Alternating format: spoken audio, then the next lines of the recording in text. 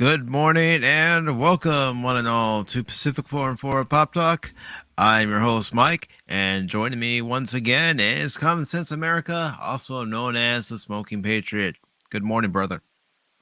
Morning, brother. You get enough sleep after last night? Enough. Where I can at least function. But speaking of last night, I do want to thank each and every one of you who tuned in last night, left a thumbs up, shared out the stream, left a comment during the stream. I really do appreciate it more than you can ever know. And Yeah. before we begin, I do want to say hello to those who are in the chat at the moment. I want to say hello to Milton Knowles, the Insane Witch King. He says Captain Trek sent me. And speaking of Captain Trek says hello. Good morning, Captain Trek. Yeah, Captain We Trek. also have Christian Fandom Geek. Welcome and good morning. Go. And we also have Mr. CCDV. Welcome. Late? No one's ever late. Not here. I just realized it's the sweetest chef he's got. Yes. Yes. So what we've got here with Pop Talk is we talk about pop culture. We talk about entertainment, movies, TVs, games, comics, anime. And also on Pop Talk, whether it's the regular Sunday recorded edition or, in this case, a live edition, or the regular Wednesday edition, it's an open panel. So if anyone wants to come on this morning to join Patriot and myself, you're more than welcome to. Just let me know and I can send you the link. So the reason why I am doing another live edition of Pop Talk this Sunday is because I could not decide on what two articles I was going to talk about in my video that I normally do for Sundays. So I thought, heck it, I'm going live again. and yes, Patriot, you're probably thinking, and I know that laugh probably means, so Mike, you're going live again after an almost 5-hour stream last night. Yes, I am. I made the decision, and I'm going with that decision just like later on today with Master Paul on Discord. I am honoring my end of the bet that we made when it came to the Royal Rumble as far as who would win what match, and I am going to live up to my end of the bargain and watch Star Trek V. Yeah. And as far as Star Trek V is concerned, there's just one thing to say about that. Excuse me, I'd just like to ask a question. What does God need with a starship? Yes.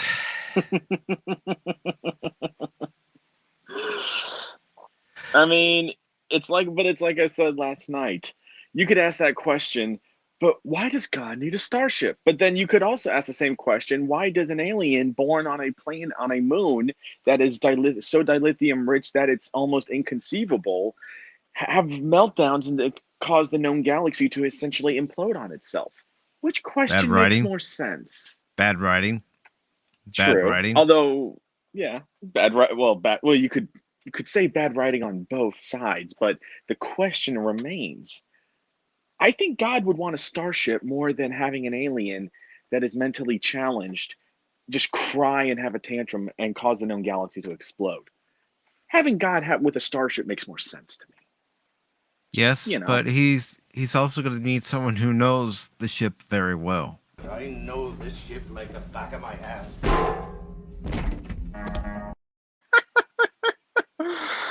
That never gets old.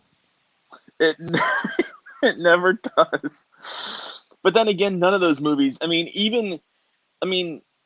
Let's just call the original 6 movies what they are. You have your greats, you have your okays, and you have some that people are like, if it wasn't there, I wouldn't care. But we would gladly take all 6, even the worst of them, over the new trick we have now. And Even CCDV says you can say bad writing all day. It won't fix it. No, it won't. It absolutely won't. Uh, So, oh gosh. yes, I know, Patriot. You're going. Damn it, Mike! Every freaking time on Pop Talk, you always pick some article that makes my head explode immediately.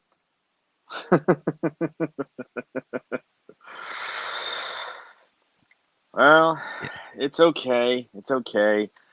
I wrapped my head in duct tape this time, so I'm prepared. Uh, I don't think duct tape's gonna do you any good. Well, Just saying. Just saying.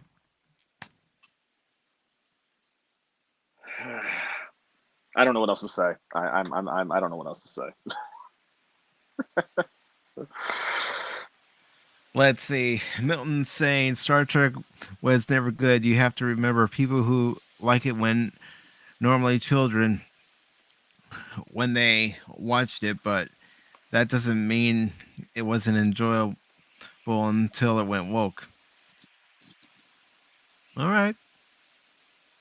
Interesting take. Yeah. Interesting take. Is Sunday morning drinking considered bad? It all depends. Um, It all depends.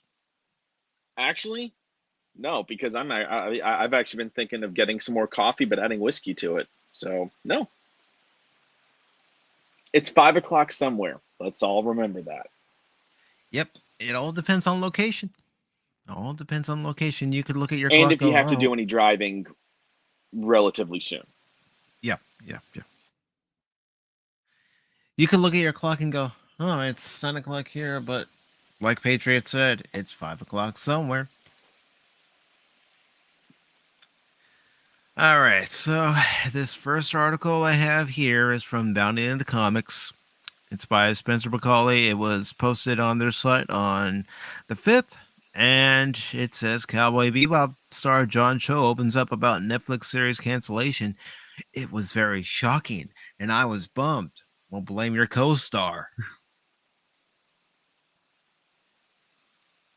All right, so it goes on to say, for the first time since its cancellation, the star of Netflix live-action adaptation of Cowboy Bebop, John Cho, has opened up on his feelings regarding the series' abrupt axing. It's not too hard to see. It goes on to say, Cho spoke to the ill-fated series' fate during a recent interview with The Hollywood Reporter, given in promotion of his upcoming children's book, Troublemaker, which aims to tell the story of the LA riots through the lens of a 12-year-old Korean boy who eventually comes to terms with the racism within and affecting their community. All right, it goes on to say, asked by the Hollywood Reporter associate editor Abby White, how did you feel about the cancellation and do you know why people respond so strongly to you? Cho recalled, I put a lot of my life into it. I'd gotten injured shooting that show, and so I took a year off because of surgery and devoted myself to rehab. Came back and finished the show. It was this huge mountain for me to climb, healing from that injury. I felt good about myself as a result. We also shot this show in New Zealand, so my family moved there. Cho further noted, it was just a huge event in my life and it was suddenly over. It was very shocking and I was bummed. Well, you shouldn't be bummed, especially again when your co-star, Daniel Pineda, right there, goes mouthing off against the fans. Yep. But Yep. I was very warned by the response, the actor added. I wish I could have contacted everybody and gotten hugs. You can't do that now, but I don't know what this is. He ultimately concluded, I'm mystified a little bit about how you can connect with people that you don't know and doing your work. but I won't question it. I will value it and treasure it. Okay. Well, just know the show sucked. I only saw snippets of it, but the show sucked from what I saw. Just my I opinion.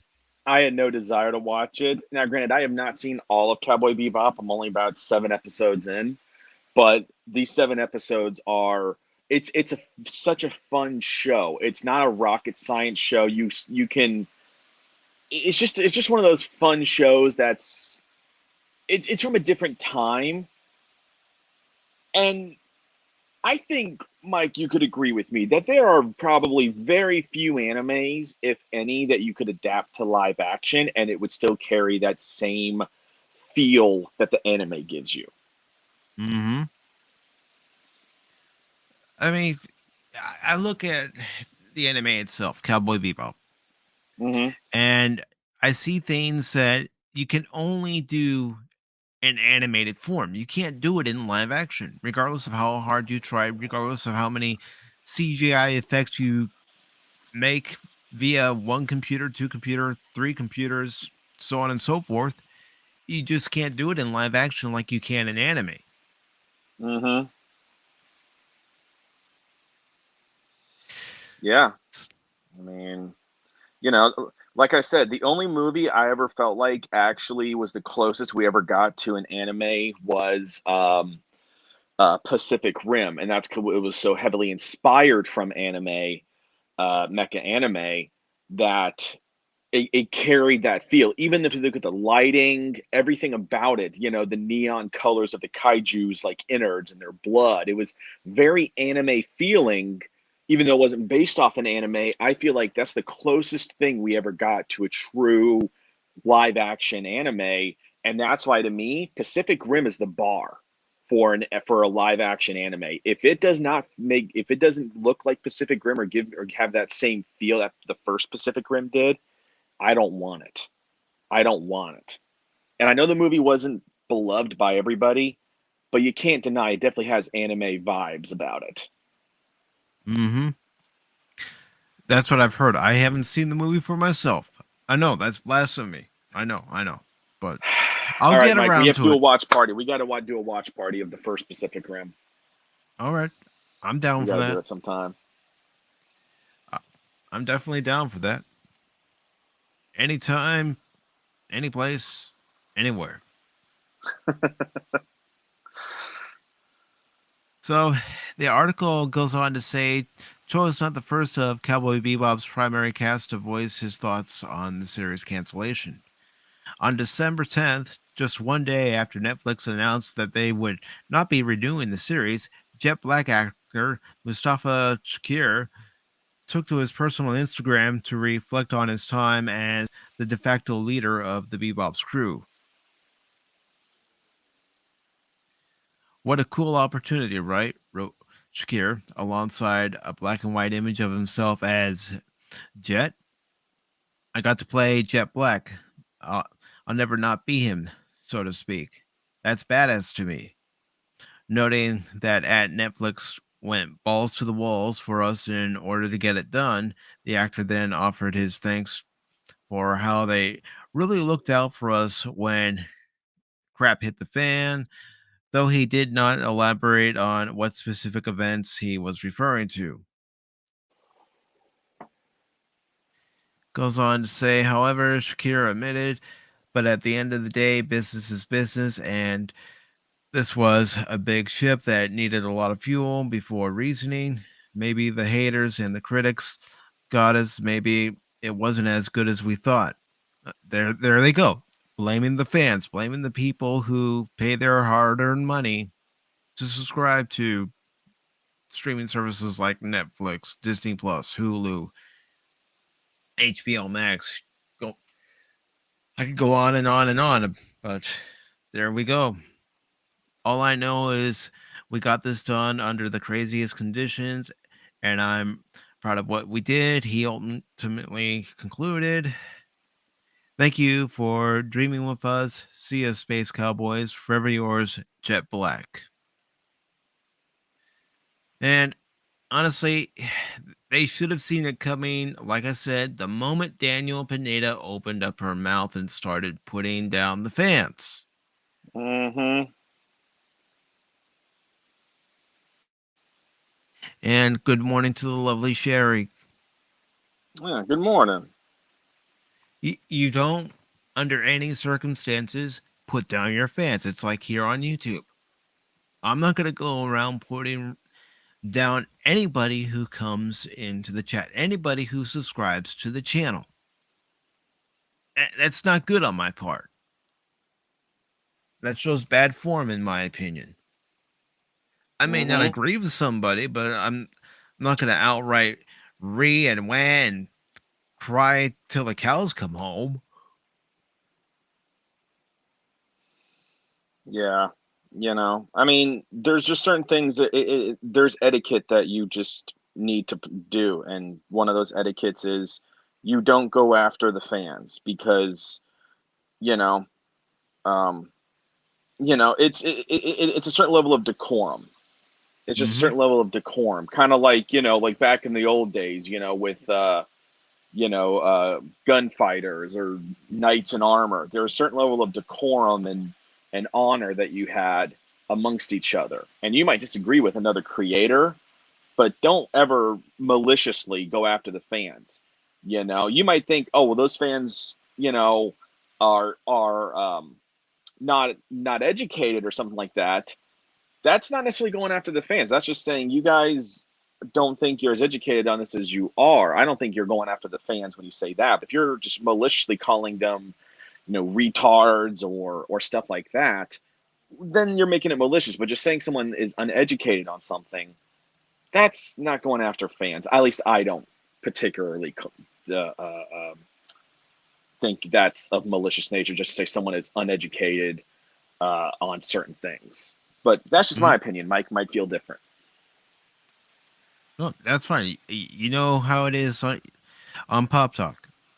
I want you to express your opinion. Whether I agree with you or not, doesn't matter.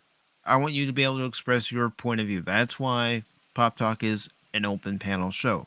That's why I want other points of view.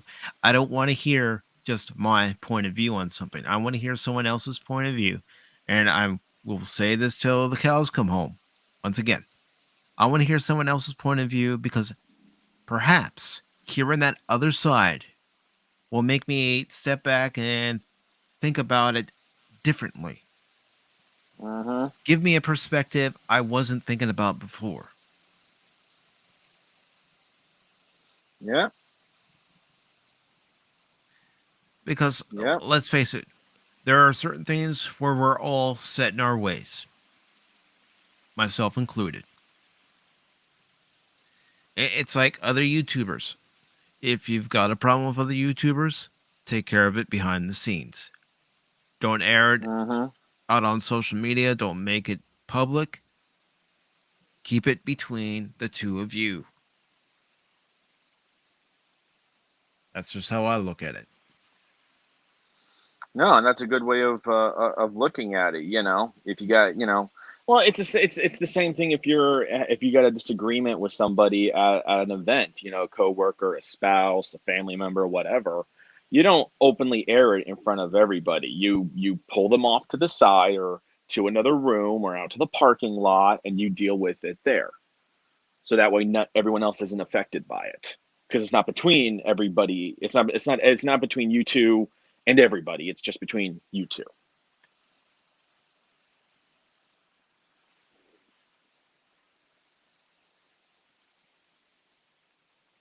No, I wouldn't put somebody down. I look at what somebody's saying and go by one rule that I was taught at a very young age. Choose your battles. Some battles you just have to shrug off, go, okay, whatever. And honestly, somebody calling me a smelly head, that'd almost be a compliment considering what I've been called on YouTube in the past. Well, if somebody called me a smelly head, I'd go, I showered today. Yeah, I'd be like, I did work out. I do smell a little bit, I'd play it off. Again, I can play Yeah. off most things. You really got to say something offensive to really get me to react in a rebuttal esque way. But normally, I would just play it off as a joke. So what? That's what you have to do. You just have to shrug it off sometimes. You know, maybe it's also due to the fact that I'm getting older. It's like I don't have time to deal with this crap. Hmm To quote a great man, I'm too old for this shit. Yeah. Uh, so Good stuff. we do have some sad news. The actor Mitchell Ryan has passed away. Now, for anyone who might say, well, who's Mitchell Ryan? If you're a fan of Star Trek The Next Generation, he was Commander Riker's father in the episode The Icarus Factor.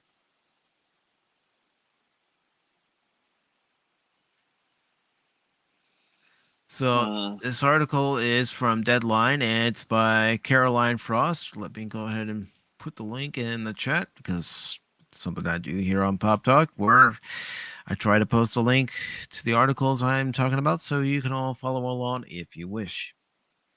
It says Mitchell Ryan dies, Lethal Weapon and Dharma Grey actor was 88.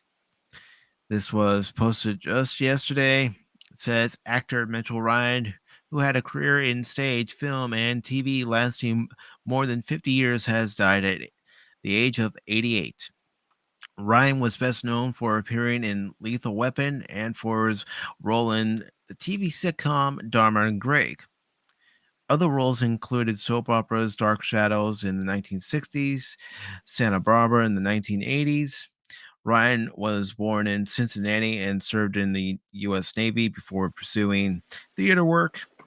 For over a decade, he worked on stage almost every night, both on and off Broadway.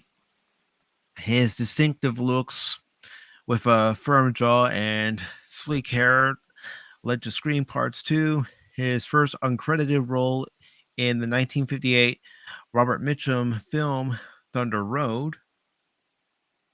His breakout performance came in 1966 with Dark Shadows, a TV soap opera about the lives of the wealthy Collins family. Ryan played ex-convict Burke Devlin for one season, but was fired because of his alcoholism, something he acknowledged in his autobiography last year. Later, he appeared in Magnum Force, High Plains Drifter, and Blue. And on the small screen, he played ruthless Las Vegas businessman Anthony Tono in the TV soap opera Santa Barbara. Ryan's biggest screen role came in 1987 when he played the antagonist General Peter McAllister opposite Mel Gibson and Danny Glover in the first of the Lethal Weapon series. The film grossed more than 100 million worldwide at the box office, something Ryan later remembered in an interview as being a massive surprise for all involved. In the 1990s, he played wealthy patriarch Edward Montgomery in the TV shows Dharma and Greg, a show he appeared in for 5 years.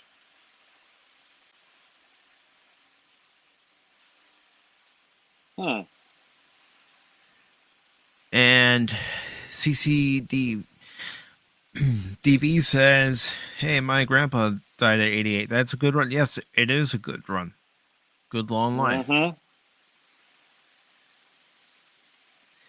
Mr. CCDV says, "My grandpa was a World War II vet."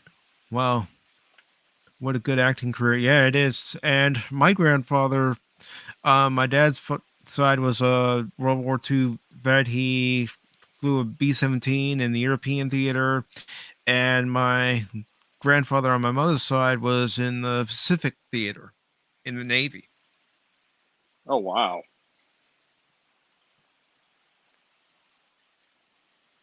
And good morning to the Padawannabe. He says, "Hello, all. Wow, you got up way too early for me." Hey, Well, I you slept know, until 9, man. I scheduled this morning's Pop Talk for 11 o'clock, so I knew I was going to be there. I might be dragging myself, but I'll be there.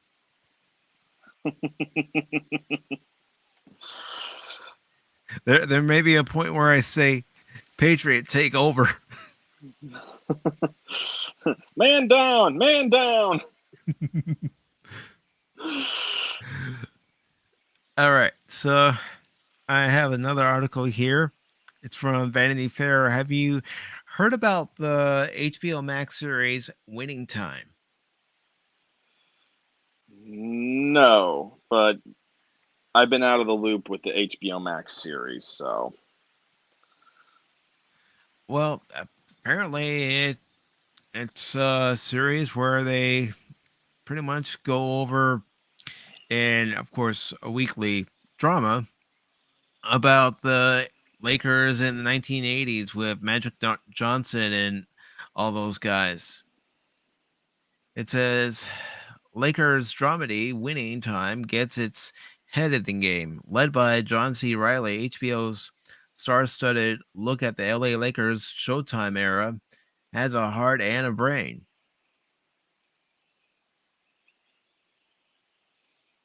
That's interesting.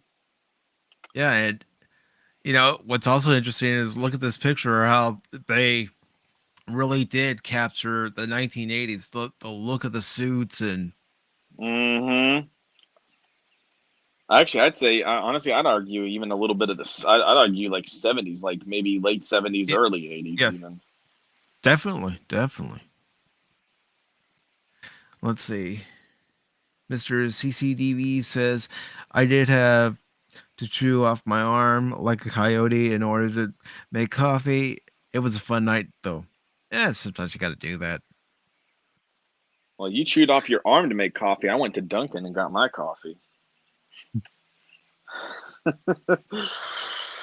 Kind of need my arm for work, man. Come on. So the article starts off, goddamn basketball. Dr. Jerry Buss, John C. Reilly exclaims good naturedly in the pilot of Winning Time, the rise of the Lakers dynasty. And looks like the series just began, well, just today, I guess. I mean, look at it. It's like great sex, always moving. It's rhythmic. It's up close and personal. There's no pads or helmets for protection. It's just you and these other guys out there trying to get the ball into the hoop. It's a beautiful thing, and every single one of those guys plays that game with their own unique pizzazz and style. It's sexy. While diehard fans of the sport don't need a breakdown of its basic mechanics or dynamic appeal, that's not really the point of this establishing monologue. Winning Time is not exactly courting diehards. Buzz is an affable womanizer with an aqua netted comb over and a rum soaked heart of gold. He loves shiny buildings as much as he likes shiny new women. He loves sex. He loves basketball and has a gambler's go for broke knack for holding on tight until his luck turns. That matters because it's 1979, a year after I was born. And he's about to become the new owner of the Los Angeles Lakers. And under his tenure, he will usher in the team's Showtime era, a dazzling decade of play and that turned Lakers games into red carpet events with rock music, courtside celebrities, Laker girls, orgies, free flowing booze and cocaine, and big wins. Goes on to say, if you don't know the story of how the Lakers married Hollywood Flash and Streetball might, tighten your laces. Some of it was luck. A favorable coin toss in 1979's draft netted them first dibs at Irvin Magic Johnson, Quincy Isaiah, fresh out of a Michigan State victory against Indiana's Larry Bird. and Larry Bird is played by Sean Patrick Small. Some of it was tragedy. A traumatic bicycle accident made Coach Jack McKinney, Tracy Letts, tenure short lived, but it gave Coach Pat Riley, Adrian Brody, a chance to absorb McKinney's brilliant offense strategy and put his own defensive flourish on it. And a lot of it was skill, magic wild with dazzling passes and clutch plays, which perfectly devoted with with graceful maneuvery and famous skybook of Captain Kareem Abdul-Jabbar Solomon Hughes. Together, it cemented the team as giants in NBA history. Yes, I can remember my parents watching those games back in the day.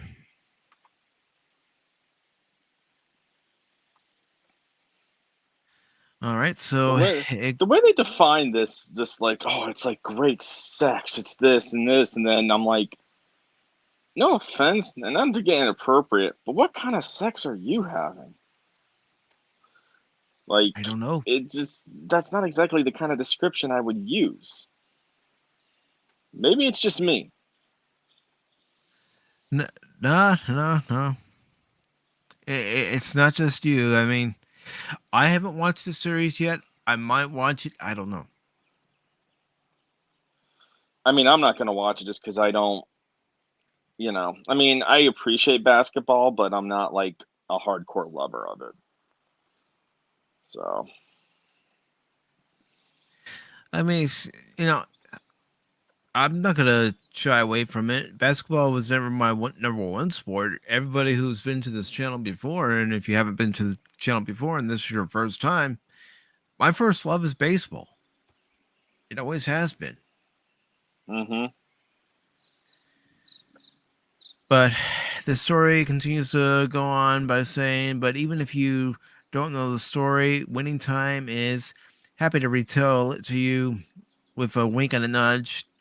Fast paced and mesmerizing 1 minute, tender hearted and obsessive the next, and a lot of cheeky asides that break the fourth wall. As serious as Winning Time is about the soul of the game and the stakes involved in the Lakers' glory grab, a league in that shit or low ticket sales, dwindling viewership, it refuses to take itself too seriously. Don't Look Up's Adam McKay, who directed the pilot and created the show with Max Borstein and Jim Hatch, reveals shamelessly in the Hindazian mirror. I probably just butchered that, but you'll have to excuse me. I'm tired. No excuse for you. I know. That's why Patriot's here to keep me in line. We keep each other in line. Yeah, true. And I did send an invite out to Chaos, so he may or may not show. So it goes on to say women are created through the series in a blue explosion of sexcapades. Wes is rarely accompanied by a stiff drink, a stacked babe, or a wolfy grin. Early reviews have called Winning Time a love letter to the Lakers, and it is, if that letter is written in lines on a coke dusted mirror. Well, it was the 80s. Come on. Mm-hmm. Any of us who grew up in that time, you know it. Any of us who didn't grow up in this time, you're finding out about it. It says, but the series also sends up the bluster of its many male hotheads. Bus never stops believing the money will keep flowing, even as he loses his cool several times an episode over minor details. Jerry West, Jason Clark, a former star Lakers player who scouts for the team and whose figure graces the NBA logo, is a store winner whose exceptional career somehow haunts him at every turn. He's seen here as a temperamental prick, but one who can't turn his back on the team. The series hodgepodge of irreverent reverence wouldn't quite work without Riley's outsized magnanimity or Clark's tour de force at West. It'd fall even flatter if winning time didn't appreciate the game's ultimate hook and the significance of its socio-economic impact. But it does. Well, true. It was the era of Magic Johnson and Larry Bird that helped kick off the NBA resurgence. And then Michael Jordan comes into the mix, Shaq comes into the mix, and several others. Charles Barkley. The NBA was gaining in popularity. We all know it. Mm-hmm. Yeah, the 80s and 90s were the great era. To me, that was the great era of basketball. That's when It I used to was. watch it as a kid because I remember watching games. I never had a favorite team. I mean, when I lived in Georgia as a kid, obviously I rooted for the Hawks and whatnot, but they weren't like the team I would, die on the hill for. But I just remember watching Michael Jordan, Larry Bird, Patrick Ewing, Charles Barkley, Muggsy Bogues, and you just watch these players, and it was just like because Michael Jordan was the GOAT, but you had all these other great players and everything, and you were in always some camp. If you weren't Team Jordan, you were Team Ewing, or you were Team Barkley, or Team Bird, or Team Bogues, or Team this, Team that, and it was all these great NBA players, and the basketball was just incredible to watch. Mm-hmm. You didn't have a bunch of whining crybabies like you do nowadays. You didn't have the LeBron James weeping at every little turn and whining about every little thing. No, Sorry, I mean, it was fast paced. It was action packed. You were on mm-hmm, the edge of your seat practically from the moment they did the tip off. mm-hmm, yep. I mean, I mean, I don't. Did you ever play uh what was it? NBA. I think it was called NBA Jam. I think it was on either the Super Nintendo or the Sega. I mean, me and my yes, friends yes. used to I love playing that game. I played the arcade cabinet, and then when it came out on the Super Nintendo and Genesis, I got the Genesis version because that's what I had at the Mm-hmm. time. Yep, same here. And my friends and I, we would be playing that every chance we had. I would either go over Yep. to their house with the game, or they would come over to my house, and that's all Mm-hmm. we would play. Yep. And you could always tell which kid was had like really well off uh, uh, parents because they wore Air Jordans. Like you had a pair Mm-hmm. of Air Jordans, you were like a millionaire. You were considered like a millionaire. Like, whoa, how did you afford those and everything? Like it was just a different era of basketball that I would give anything to watch again. I would gladly go back to the 90s and watch 90s basketball all over again and watch those greats. Well, I don't know if you remember these other shoes, but the Reebok pumps. Oh, yep. I remember the Reebok pumps. Yep. Yeah. Yep. I remember those Reebok pumps. And then Adidas also made started to make a big name for itself in the 90s as well. Like all the kids had to have Adidas. So it was either um, if you couldn't afford Air Jordans, you either wanted Adidas shoes or you wanted the Reebok pumps. Like that was like the step down from Jordans amongst all the kids that I grew up with in the 90s. It was if you couldn't afford Air Jordans, which very few could because they were like several $100s a pop. And in the 90s, that was a lot of money. You went either after the Adidas shoes, the black shoes with the three white stripes on the sides, Mm-hmm. or you went for the Reebok pumps. Yep. I mean, heck, I remember, going around elementary school. If somebody had the pumps, you're all, "Can I pump it?" That, Yep. that's what some kids would say.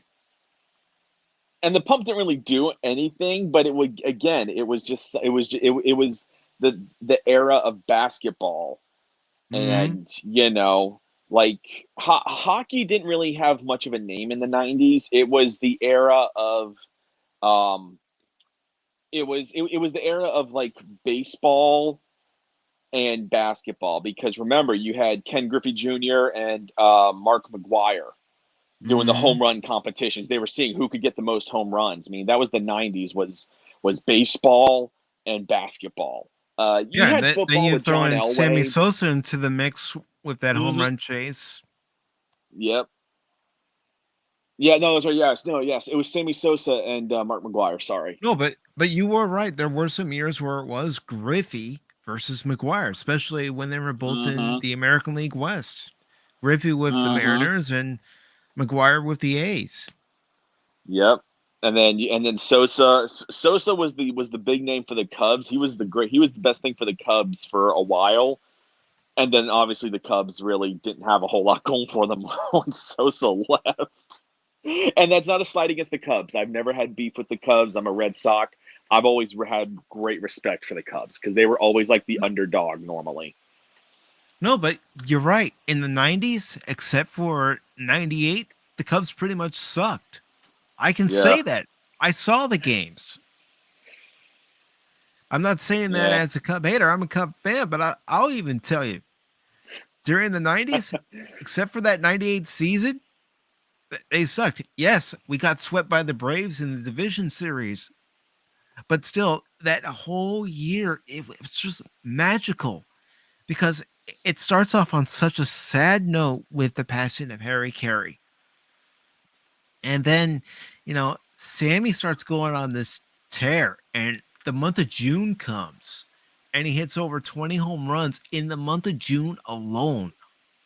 Mm-hmm. I I can remember meeting some friends in Chicago, and the moment we got through the turnstiles and we were making our way to the seat, Sammy was up to bat, and he hit a home run, and we just gave each other high fives, and because that was a magical summer.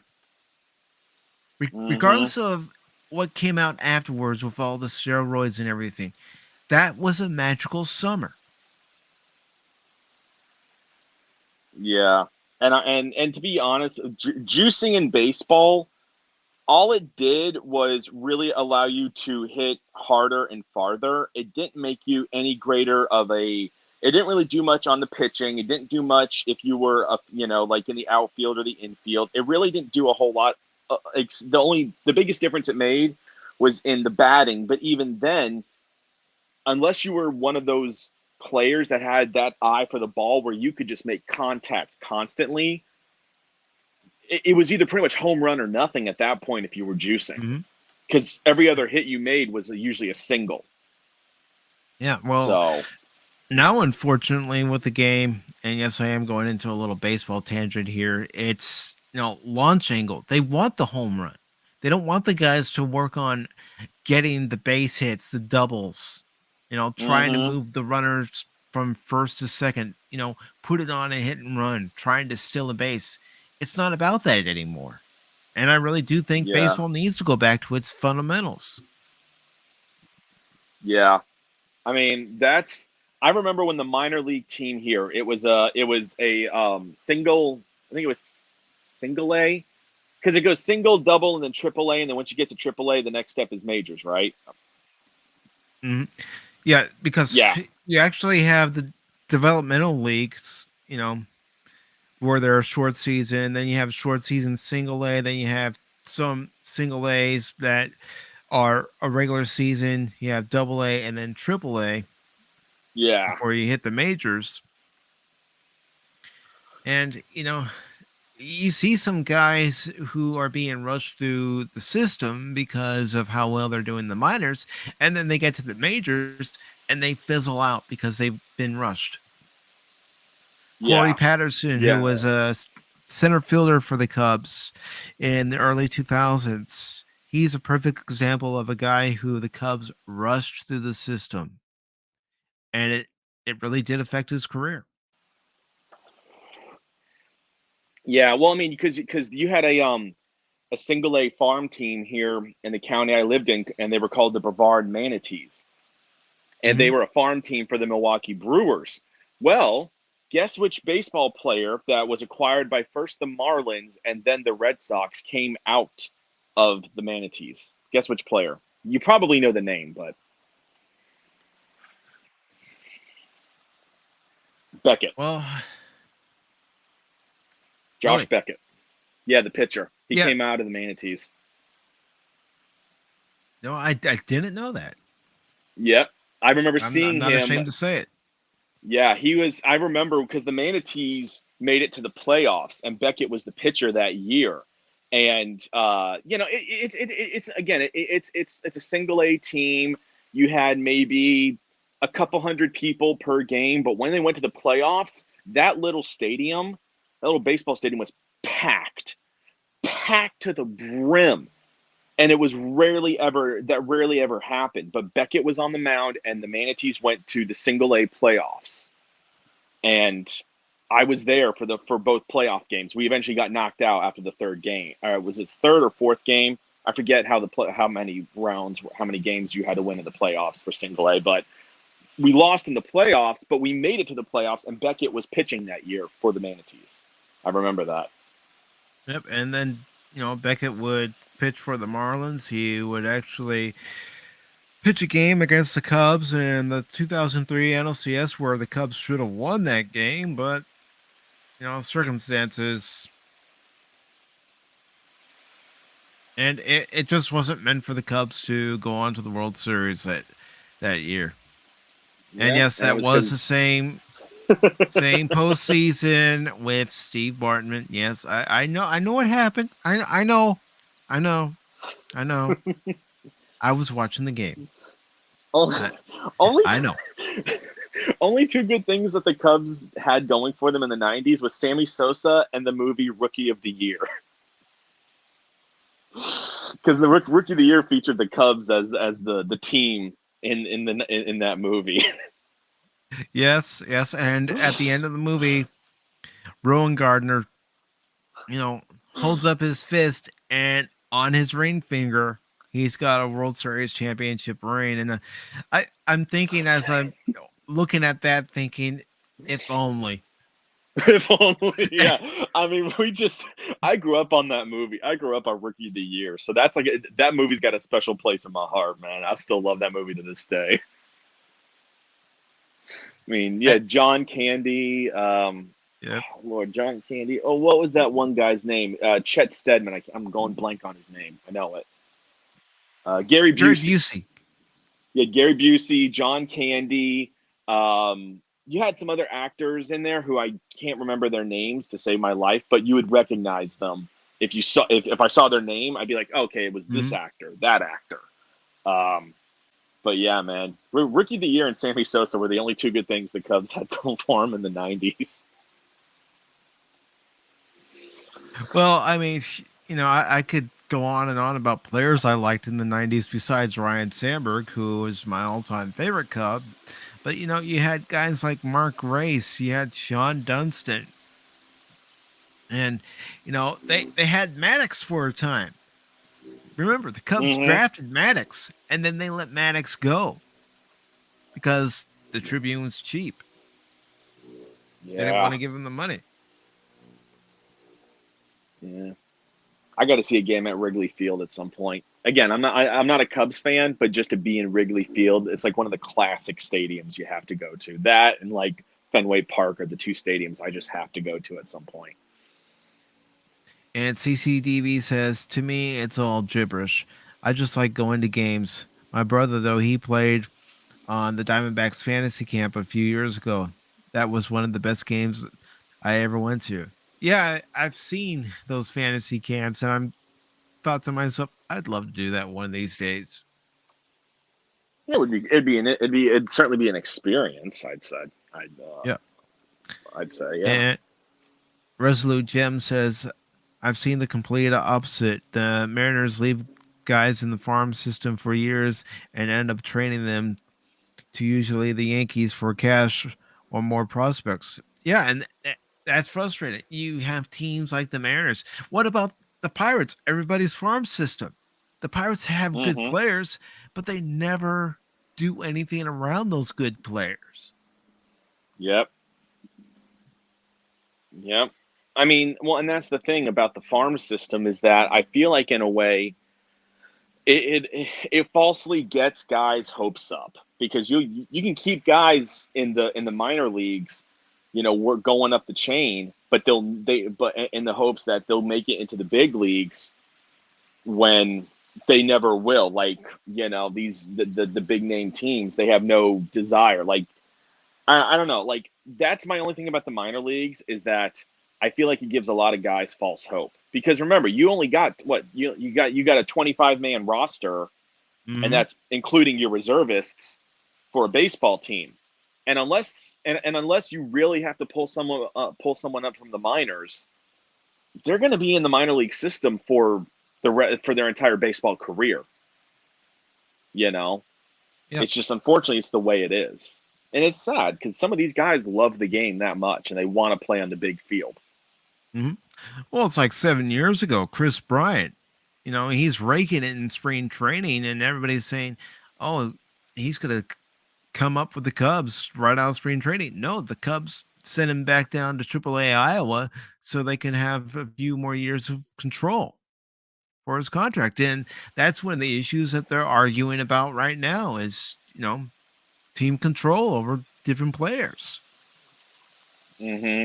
And of course, money. Money's always the main thing. But, anyways, getting back to this article, it says the famous rivalry between Magic and Bird, the Lakers and Celtics, have mutually loathed each other since the 1960s.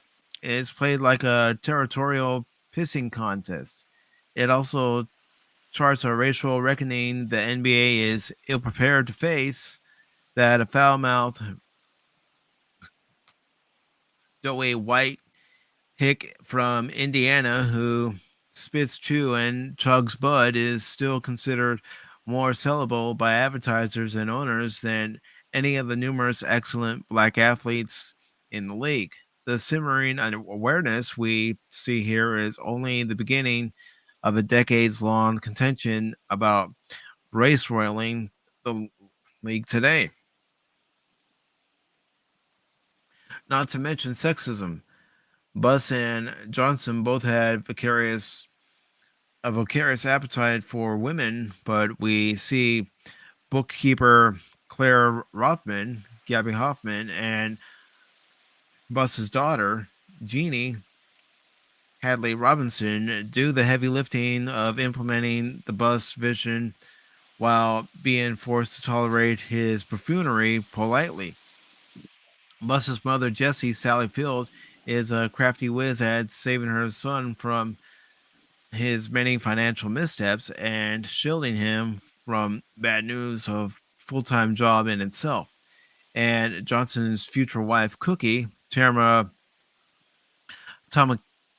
Kamakili, I hope I'm saying that right, keeps Magic grounded, pushing back on becoming just another basketball girlfriend who'll look the other way about travel games.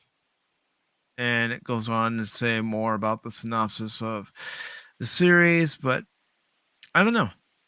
Is it something you'd be interested in watching after hearing about some of it, or is it something that you'd rather skip? Me personally, I'm probably not gonna watch it. Um, you know, I've always loved baseball stuff more usually, like baseball Hmm. movies and whatnot.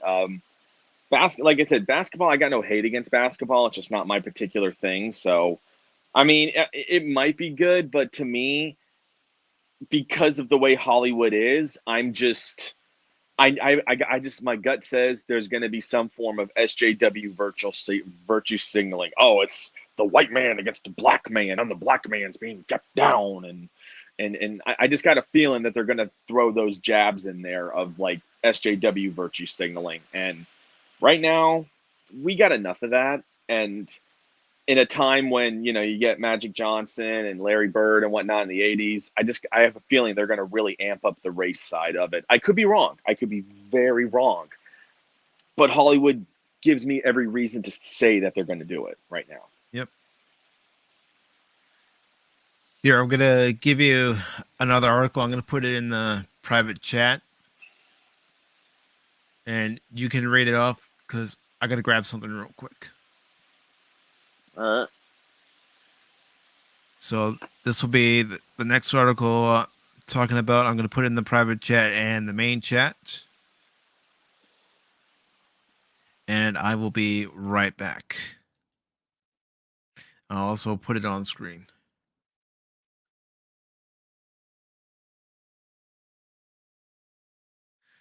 And I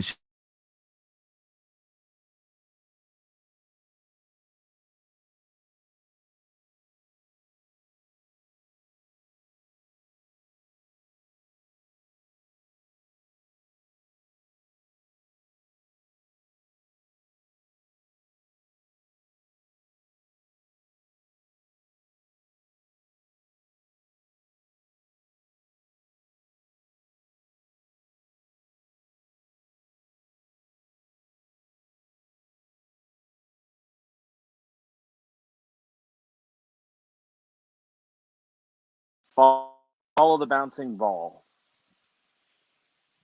So of course, you have to get the models in bathing suits right next to it. You know, I mean, what sells Deadline more than women in bathing suits? I don't know, people. Deadline and bathing suits just sounds like a good combo to me. I don't know. Maybe it's just me, but I don't know. I love how advertisers are just doing that kind of stuff, but um, you know. Yeah, see, Panawannabe, like, yeah, with John C. Riley, I feel like I'm kind of over John C. Riley because he did so much stuff with Will Ferrell, and he did Walk Hard, the Dewey Cox story and whatnot. Like, I'm kind of John C. Riley'd out. I got no beef against him or anything. I'm just kind of John C. Riley'd out. But I mean, if you like him, more power to you. Watch it, man. Watch it. Just me personally, I'm John C. Riley'd out at the moment. Yeah, and Resolute Germ, I agree. Like, I don't get why people like Rousey. Like, everyone thinks, oh, she's this incredible fighter and whatnot. She won her first like what 3-4 UFC fights, and then she got her rear handed to her.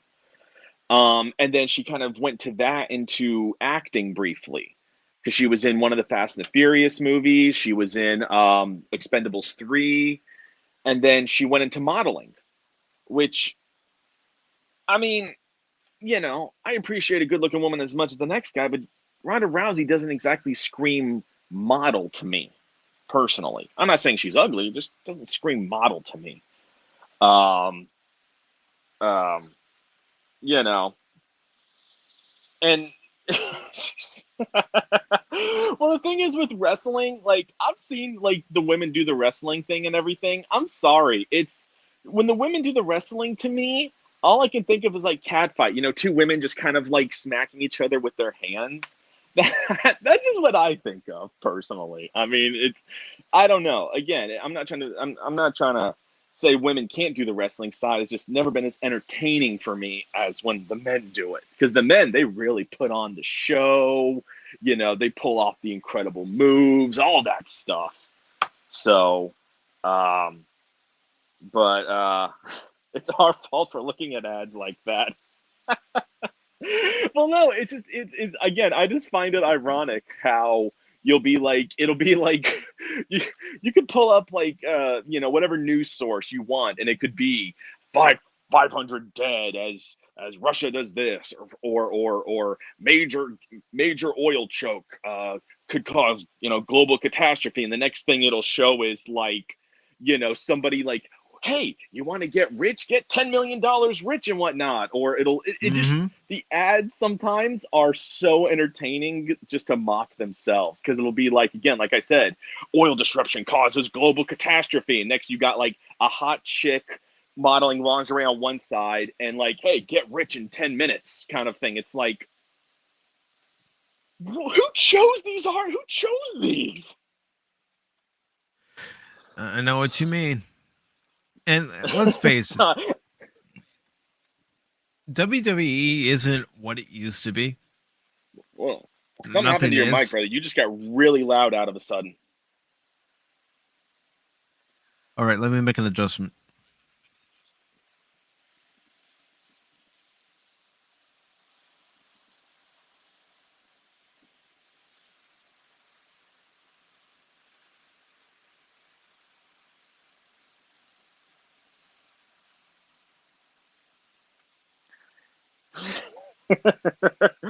So what you're saying, the Fat Wannabe, is that she's there more for to look at and not from a wrestling perspective, is what you're saying. She's basically there to be just, well, let's call it what it is, eye candy.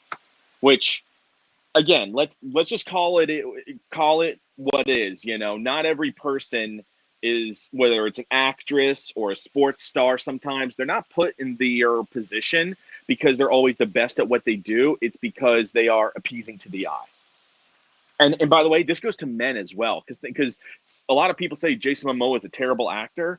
Yeah, but when he took his shirt off in Aquaman, he certainly filled up those theater seats with women. So it goes both ways. It goes both ways, you know. So, So now, oh wow, that just got really loud, and I have not done anything to increase the volume on my side. all right, I got to make some more adjustments. I don't know, guys in the chat. Does he sound fine to you, or is it just in my ear? Because at least in my ear, Mike sounds like he just really bumped up in volume, but it might just be my ear. I can always lower it on my end, but.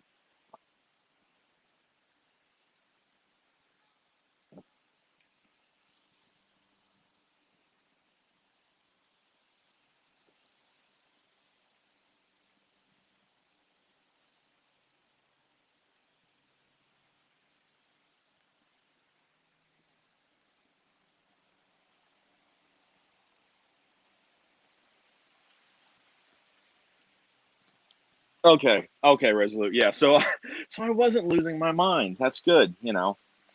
Days off when you're resting. You can get a little loopy sometimes.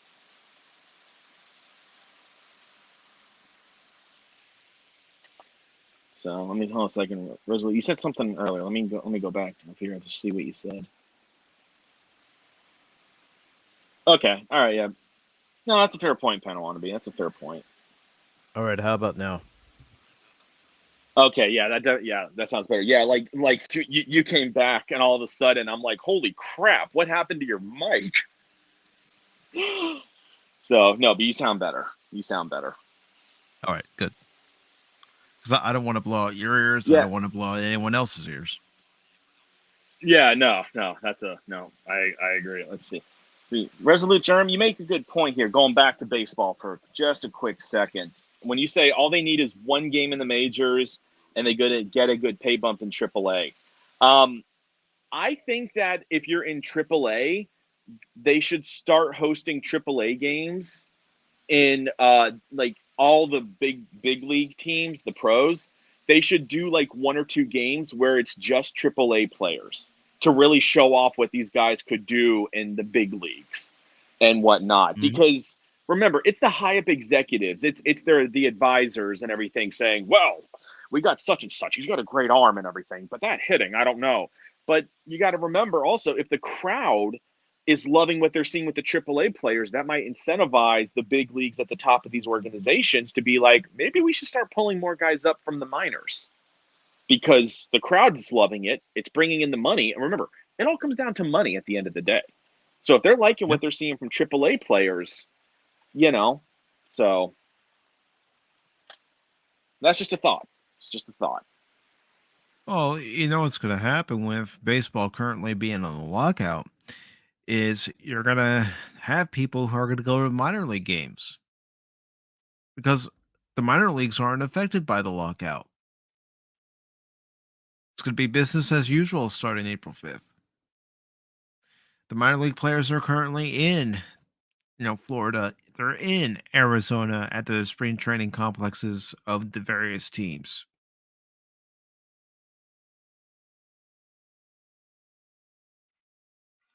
So it will be interesting to see, what the attendance figures are going to be. You minor league games, right? Like you've been to them. Yeah, I've been to plenty of them. Yeah. So would you argue that that minor league players have more of a love of the game sometimes than the pro players? Oh, definitely. I think you can have a lot I more mean, fun attending a minor league game than you can at a major league game. oh yeah. I mean, the Brevard Manatees again, single A team for a farm team for the Milwaukee Brewers, but they had a passionate fan base. They had I mean, the county would show up. They had deals. They had constant stuff. Um, I mean, but it was still the same baseball field. You'd still go to the concession stand and still get all the classic baseball food. They had, the seventh inning stretch. You still got all the classic baseball field, just in a much smaller format because it's minor league. So the stadium is only maybe 2,000, 2,500 at the most. So it's not a big stadium, but it still retained all that love of the game and whatnot. And unfortunately, now if I have to drive an hour to go see a minor league game if I want to instead of 30 minutes. So that kind of sucks, especially with today's gas prices. Um, Yeah, I have to go 2 hours if I want to go see a minor league baseball game. yeah, which it's funny. So they became I forget what it was. They became something Fire Frogs. The manatees when they went because the only reason why they moved is because it was it was hit them much more on their traveling budget to travel to the other areas, and having it in Kissimmee was a lot closer to a lot of the other minor league teams that were stationed throughout Florida. But the problem is their attendance has been terrible there ever since they moved the team. And there's articles that are like, just bring them back here. We've got one or two big other multiplex baseball fields that easily could rehouse them again as the Brevard Manatees. So there's people are Hmm. trying to get them back here because my county just loves baseball. They loved going to Manatees games.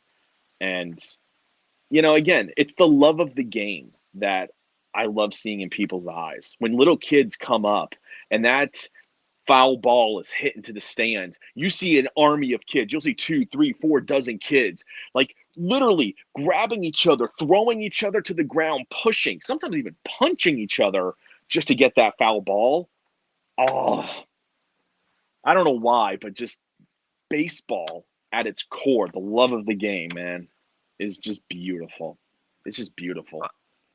I've had friends who, like me, are into Star Wars and Star Trek and everything else. And, they've asked me, how can you like sports ball? I'm all, you just don't understand, do you? You don't understand what it's like to Hmm. actually walk into that baseball stadium and just see that Hmm. baseball diamond down there on the field, smell the food in the air, the atmosphere. That's what Hmm. it's all about, the atmosphere. Yep. Yep. It's And baseball's got its own unique atmosphere that no other sport has, I would argue. no, football doesn't have it. I've been to football games when the Chargers were in San Diego. I went to football games because a friend of my parents had season tickets, and if he had tickets available, he would call up my mom and dad and see if they wanted to go.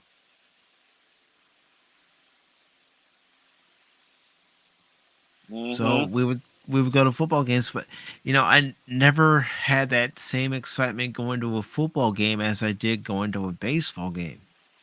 Wasn't because I didn't understand football. I understand what's going on, but I just don't have the passion for football like I do for baseball. Yeah. I mean, baseball, I've usually put down $200 for per seat, like to sit as close to the field as possible. Hmm. And you could say, well, $200 for a seat, that's really expensive. The experience is unlike anything you'll ever get. I mean, I remember in 2013 or 2014, my aunt and I, who are huge Red Sox fans, we went and saw the playoff game, the final playoff game against the Tampa Bay Rays. So we went over there, and obviously we were in home turf of the Rays. So the Rays fans and their cowbells. If you ever got me to hate a cowbell more, it was during that game, because Rays fans were constantly doing their cowbells. I wanted to take one and shove it. Okay, I'm not going to say that because I don't want to get I don't want to get this stream taken down. I know what you mean, because I was But watching a video you know what? from Adam the Woo, and he was at a Rays game, and hearing those cowbells, going on throughout the entire video, I had to basically turn off the sound and turn on the closed captions just because it was annoying me. Yes. And yeah, so imagine being there. And here's the thing: when the cowbells, we're not just talking the big cowbells, we're talking all sizes of cowbells. So you go from so you get it all over the place, varying tones of cowbells. My aunt and I look at each other, and my aunt just says, "I'm going to shove it where the sun don't shine if these people don't stop with the cowbell." But anyways, enough about the cowbell. I mean, I know we all have a fever for more cowbell, but that's putting over the top. Oh my! Seriously. If Bruce Dickinson walks in there, he says, "Oh, I got a fever, and it ain't needing more cowbell right now. In fact, get the cowbell out of here." But anyway, but my aunt and I, we paid a lot of money for that game, for those tickets in the playoff game, and we sat on the home field side because it was literally the only seats we could get. But it was first row, it was first level, which means that basically the first level starts at the top, and where it ends is the dugout. So you're like in the prime seating. Playoff game behind the Rays, because we tried to get Red Sox, but that was already sold out. So we get these two seats. You're packed like sardines, but there is so much hunger and passion in that game with the fans. Red Sox and Ray alike. And the energy on the field when the Rays lost was just the Red Sox fans. You'd swear we had just won World War II with how much everyone was losing their minds and everything. And but again, it's that feeling of in a baseball stadium when you're hearing the crack of the bat, you're hearing when the pitcher fires a lightning towards first base or to second base, and you hear that ball slam into that leather glove.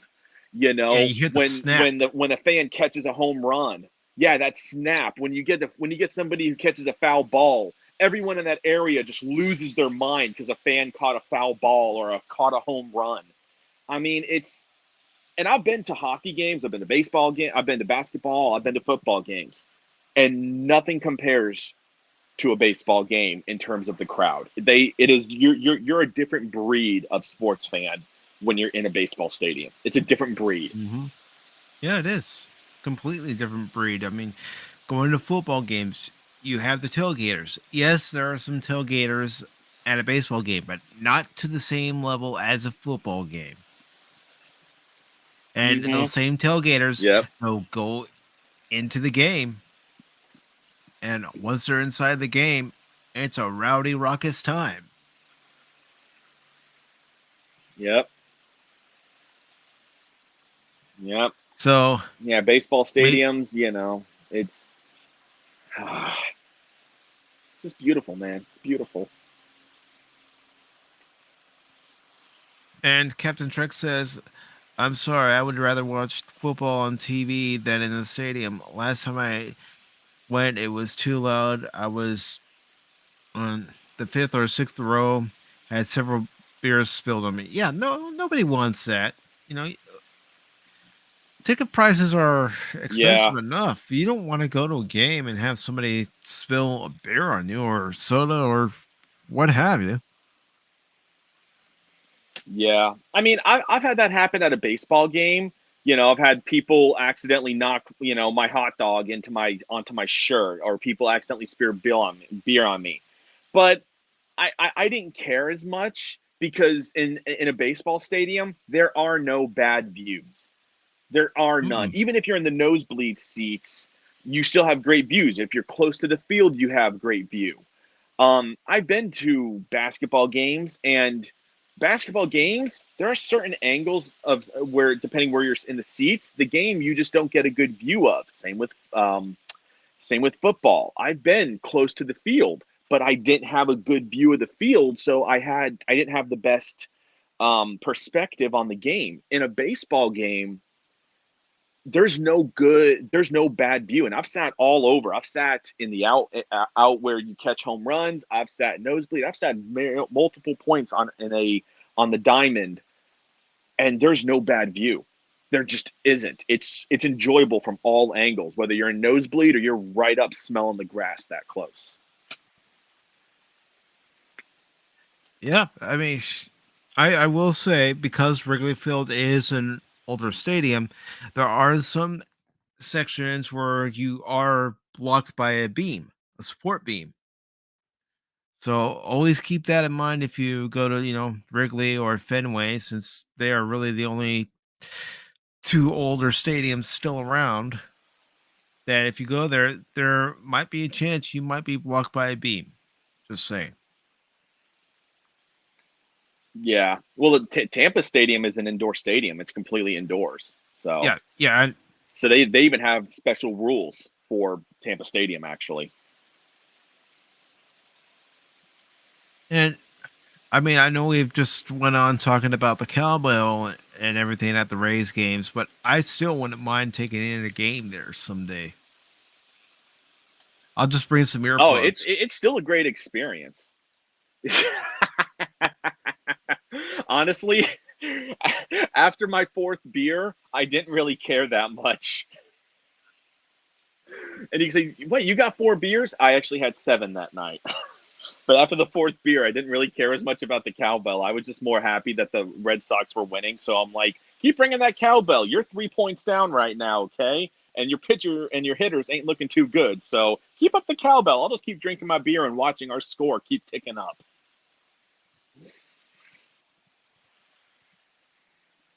So we Yeah. have this article Mike, from. we got to do that one year. We got to do that one year, by the way. You and me go to a baseball game together, and we get video of us at the baseball game, and you do that for your channel. I would love to do that. I absolutely would. Heck, if you want, I mean, I know there's not going to be opening day this year at the major league level, but I'm still going to do the box score on the 31st, since that would have been opening day. If you want to come on the show, you're more than welcome. I'll try to. It's hard for me to catch baseball games just because I work 6 days a week, so it's always hard for me to catch baseball games. So we won't be watching a baseball game. We'll be talking about the fact that there is no baseball at the major league level because of the lockout. Yeah, no, that's true. I mean, these guys get paid so much money as it is. I mean, it's like, I mean, what is the lowest paid guy on a 25-man roster? What is he getting paid? Probably what, 200,000-300,000 probably. I think it's actually 600,000 now. Oh my God! I didn't play one iota of time, and I still got paid 600,000. Oh, the pain, the agony. Yeah, no. Whatever. NHL players, they get paid a hell of a lot less. And the best NHL players get paid like six or 7 million for a 4-year contract. The best NHL players, they're not getting 25, 30, 40 million dollar contracts. They just aren't. That is one thing I will say about the NHL is their players get paid a lot less, but they still love their game. They have passion at pro level for the game. And they get paid a heck of a lot less. Well, that's the thing. You have to have passion for the game that you're playing. If you don't have passion, then why are you there? I know the money, but that's what I'm saying. Baseball players. I was going to say, I know somebody's immediate answer will be because of the money, Mike. Come on. I know that, but still, you have to have passion for what you're doing. It's like doing YouTube. I don't think I'm ever gonna get monetized, but I had the passion for it. I like doing this. I like having Mm-hmm. conversations with you. I like having conversations with the chat. And Resolute Gem says Yeah. 500 and yeah, yeah. So that's just the minimum. I'm sorry. I don't feel That's just the sorry for them. minimum. I don't. I don't feel sorry for them if that's just the minimum pay. Yeah, And they also unless you're living in California or New York, then I feel sorry for you because that's chump change in those yeah. states. But most states in our country, that is very good living money.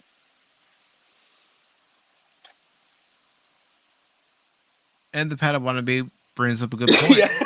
But yeah. You're not a hockey player. If you look at all the hockey players, you can tell the veterans by how many teeth they've lost. Some of these guys have lost like 2 or 3 Mm-hmm. teeth, and this like kind of like a badge of honor. Playoff It time. is. They don't shave. They grow their beards and it's like if anyone even trims their beard, it's like a sign of bad luck. If you notice all the Lightning players when playoff time starts, they do not shave at all for like a month or two and they got these big burly woodsman beards and whatnot Mm-hmm. and then remember hockey, it's a very you got a little piece of rubber that's frozen practically solid flying at you at the speeds of like 100 plus miles an hour and you have almost no time to react if you get hit. Like if it's hit towards you, you better hope it doesn't hit you in your face because it's going to hurt no matter where it hits you. Mm-hmm. Like Yeah. hockey players go through a lot of it. If you ever see a highlight from a hockey game or you're even watching a hockey game where somebody has gotten hit and that blood is gushing out of their mouth, yet they're smiling. I've seen some where they're just smiling, like, all right, I can't wait to tell someone about this story.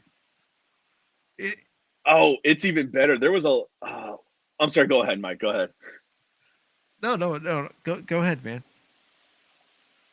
So there was a Lightning player. I forget. This is last season, but he got I forget what team they were playing, but he hit him with the stick. So it was that the other team got a high sticking penalty, and the Mhm. Lightning player had a cut on his face, like a gash. And it's bleeding good. So they got a towel on it. He goes in the back. So for the rest of the first or second period, whichever period it was, he was in the back, and they were like putting those like stitch pads on him and putting like Vaseline and all that in it. And then he comes out next period, and this guy looked like he just slammed 3 Red Bulls. He just shotgunned 3 Red Bulls. He was so ready to get back out on that ice. It was just incredible. And They're he a still different had breed, everything on his man. face. You could see it. I'm telling hockey players, they are so much fun to watch because these guys, they have an energy like no, that is one thing I will say about hockey is where baseball has lost, I think, some of the love of their fans. Hockey has taken that passion because Lightning, by the way, Lightning Stadium, Amalie Arena, they sell out, I think, nearly or every single game. Like hockey is growing in passion and love by the fandom. Like if you drive in Tampa when it's playoff time, all the companies, all the big tall buildings have 2 or 3 story tall lightning banners. Go Bolts, go Lightning, go or just the Lightning logo. Like it's incredible to see. And again, in Florida, you think, it's Florida, it's hot. We bleed blue and white here. I mean, yeah, you got the Florida Panthers, but I know more Bolts fans than I ever have known Panther fans. I mean, Tampa dominates Florida when it comes to hockey in terms of fan passion, and these people are insane for how crazy they are. Even at the Winter Cup special that was in Nashville, you'd think, oh, it's Nashville. It's going to be all these Predator fans. There were a massive amount of Lightning fans in Nashville. I'd say probably at least 40% of the fans there were Lightning fans, if maybe half of the stadium was Lightning fans, which means they all flew up to Nashville, bought tickets, and went there. Like, I don't know of another team where it has, like, a massive fan base that will fly anywhere in the country and just be at least 30 to 40% of the stadium. I just Cup don't fans. I don't see it. Even in baseball, you Cup fans. Well, see, I'm not a Cubs fan, so I can't speak on as a Cubs fan, but you can, so I'm taking your word on that one. I'm taking your word on it. I know Red Sox fans, they're not like you'll see some, but not in mass quantity. And I love how we've just totally devolved into sports talk again. It's all right. Pop Talk Oh, I'm loving is it. pretty much open-ended. It's like, I do have things that I want to talk about, but going off topic, well, that's fine. There's so much leeway on Pop Talk. I'm fine with it. Mm-hmm. You have to have that wiggle room, in my opinion.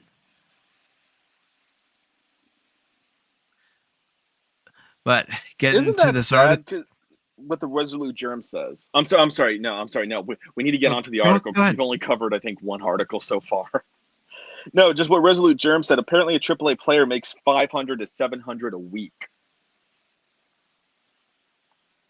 That's ridiculous. That's sad. But that is one of the things they're fighting for in the CBA, so that these minor league players make more. Because some of them are only living in their cars. Mm-hmm. Yeah.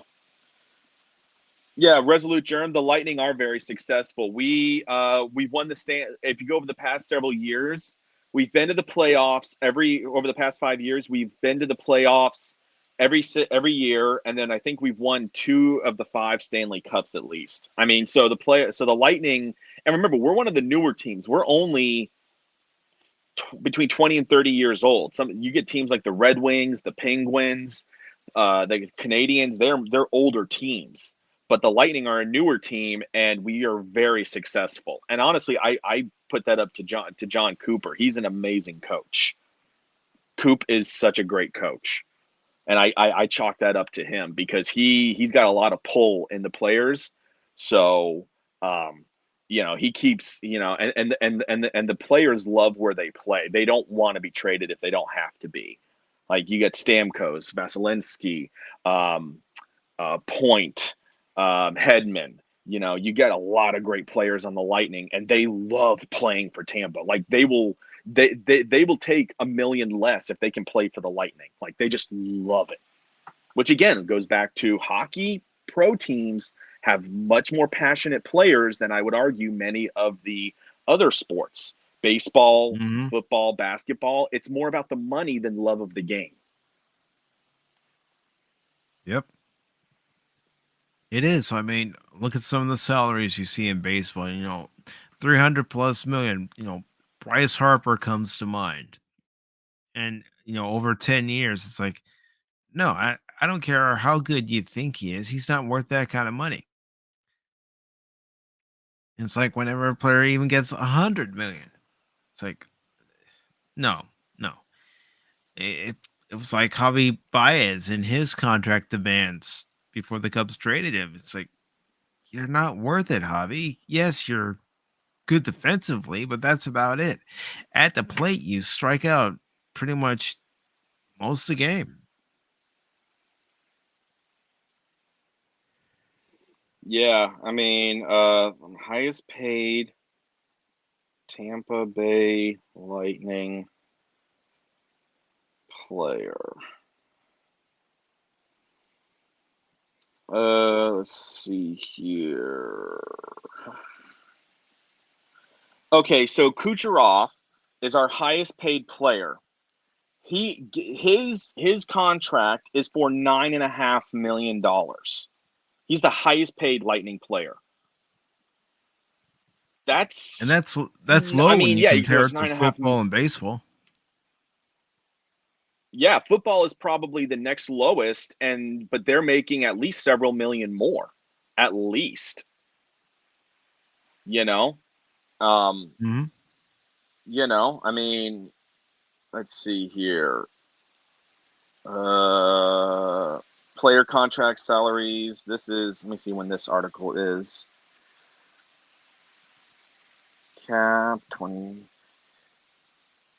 forward. Yeah, so I mean, it's, and remember, hockey's you got like what, a 20-man team? You got almost the same size team as a baseball team. You got a pretty large, pretty good sized team. And the entire salary for the Lightning is for 2022, the total cap is $82.5 million, Keep talking. I'll be right back. which might seem like a lot, but let's just keep this in mind. The lower and mid-ranked MLB teams, that's what they are. So just imagine what the higher paid ones like Boston, you get the Red Sox, you get the Yankees, you get the Mets, you get the Dodgers. These guys are easily making 30, 40, 50 million dollars in their contracts, And that's why I say, like, I love a sport where the players ooze and they sweat the passion and hunger and love of the game. I mean, and hockey's not political. Like when you got the whole, and again, I'm not trying to go political here, but when you saw a lot of these sports, basketball, baseball, football, when they started going political with the Black Lives Matter and all this stuff, hockey stayed out of it. It just stayed out of it. You didn't see all that political stuff coming from the benches. And there have been hockey coaches, and I've seen the videos, and you all can leave and look this up and correct me if I'm wrong.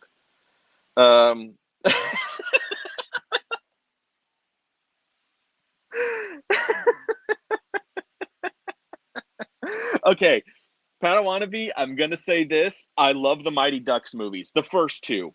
The third one to me does not exist. I do not like Mighty Ducks 3, but I love Mighty Ducks 1 and 2. The Rookie is a great movie. That's a great movie. I never saw Bend It Like Beckham. I never saw Like Mike. And Little Giants, I saw like 2 or 3 times as a kid. It was a fun movie. It wasn't like my most favorite movie, but I liked Little Giants for what it was when I was a kid. And yeah, Resolute, totally. When you look at NBA contracts, it's insane. Like, I mean, if you look at like LeBron, he's a big name in the NBA. He's getting paid what, like $60 million contracts. And remember, these aren't like 12-year contracts. These are like 2 and 3 year contracts. That means that guy is bringing in more than Vasilevsky, and the Lightning contracts are usually like 3 or 4 year deals. So you could say he's getting paid $9.5 million, but that's his entire contract is $9.5 million. That's, it's not like he's making $9.5 million per year. I mean, it's insane how much some of these sports play. But what do you hear from their players? Whine, whine, whine, complain, complain, complain. I'm sorry, you get hit with a piece of rubber that's frozen solid flying at you at like 100, 120 miles an hour in like a 30-foot distance. You know what? You get hit in the face with that once or twice, then come talk to me, and then you'll match what the hunger for an NHL player is.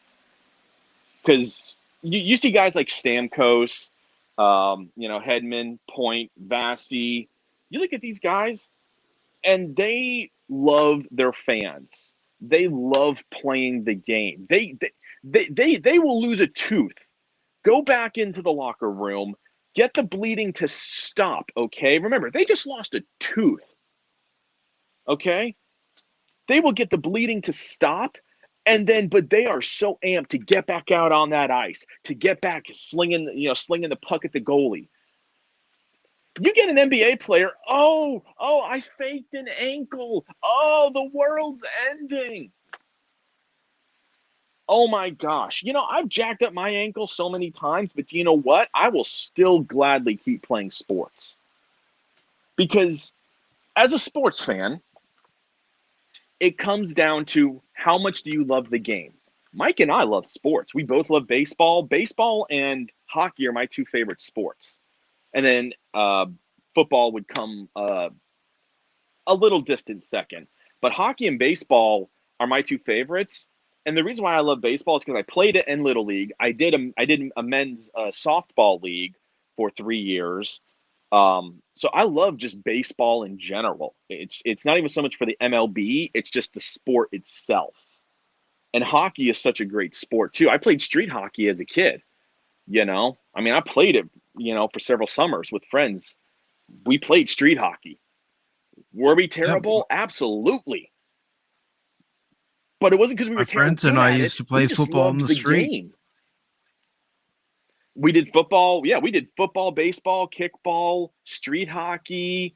We played, we did basketball. But the two sports I loved playing were kickball, baseball. And again, kickball is just basically baseball, but you kick a giant ball. But it's still the same premise as baseball. It's just you're kicking a ball instead of throwing a ball and hitting it with a bat kind of thing. Yeah, but baseball, kickball, and street hockey were the three things I loved playing during the summers as a kid. I loved playing them. And then football came below. But again, it like Mike and I have been saying, it comes down to the passion for the sport. Even if I was never had any allegiance to any MLB team, even if I was never a Red Sox or Mike was a Cub, it doesn't matter that we associate ourselves with a specific team, yes, but ultimately we're fans of a team, but at the root of it is just a love of the game itself. And that's what separates a true fan, a true player, from somebody in it for just the money and the notoriety. Yep, because if that's you can what get separates you.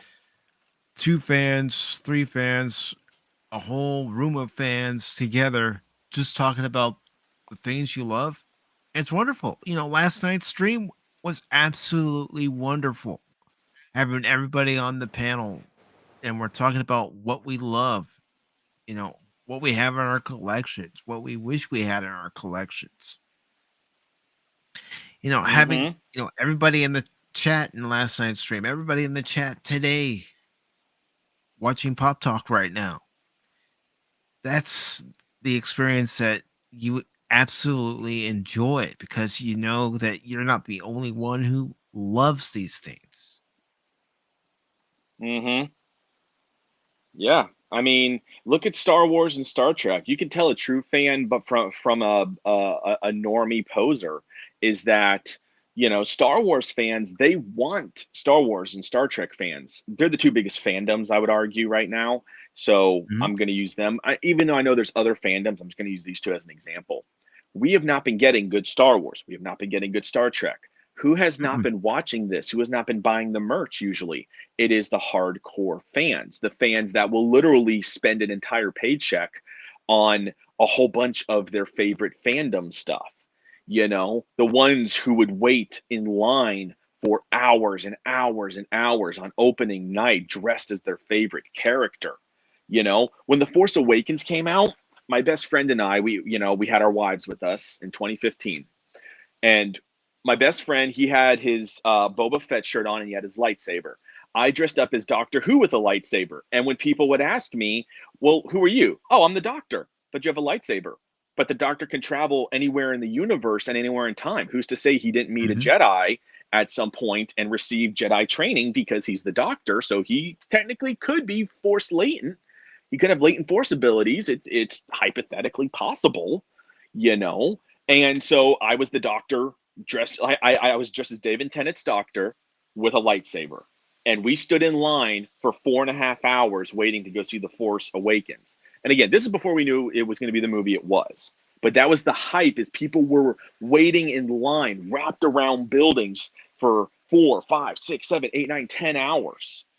Because that was a true fan. You were willing to wait in line and be sweaty and disgusting and dehydrated, but you wanted to see that opening scroll, hear that music blaring coming out of the speakers. True fans will go through any length for their product, for their sport. Definitely. It's like when the Phantom Menace came out and waiting outside to get into the theater. There was a massive Mm-hmm. line of people waiting to get in to see the Phantom Menace. And, you know, once, you got the 20th Century Fox fanfare, and then a long time ago in a galaxy far, far away, and you hear the opening music. You hear John Williams' Star Wars theme. You're like, yes, after all this time, another Star Wars movie. Mm-hmm. I mean, I it mean, was literally an event. it was. I mean, what was it?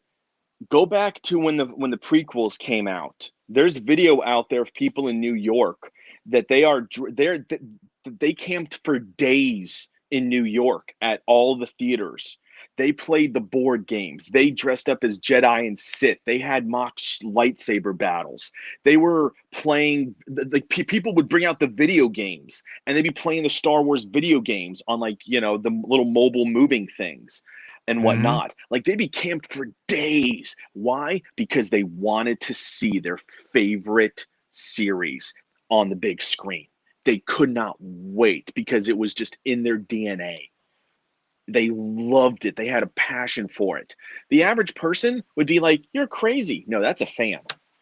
If you're a fan of baseball, your team could suck, but you will still root for your team. Why? Because you love the game. You love Mm-hmm. the game and you want to see your team win the game. You want to see them hold up the World Series trophy, wear the World Series ring on their finger. You want to see that because you love the game and you want to see your team who's playing that game win the ultimate prize. It's not Yeah. because of the team, it's because of the game that you love that you love. You know?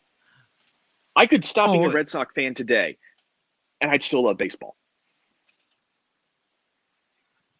you know, when the Cubs started off the 2016 season, that whole year, it just felt different. I don't know exactly how to explain it, but the whole beginning of the season going into spring training, it felt different. It just felt like something special was going to happen. I mean, my high Mm-hmm. school US history teacher and I, we correspond back and forth now. And I can remember telling him at one point when the Cubs were, starting to slip a little bit during that 16 season, I said, don't give up your hope. Don't give up your faith in the team. I have this feeling that something special is going to happen. I couldn't pinpoint what it was going to be. I would have been happy if the Cubs, made it to the World Series. Yes, I would have been disappointed if they didn't win the World Series, but I still would have been happy thinking I finally got to see them in the World Series. Yeah, I mean, that's how it was for me as a Red Sox fan, like in '04, we finally broke the curse of the Bambino.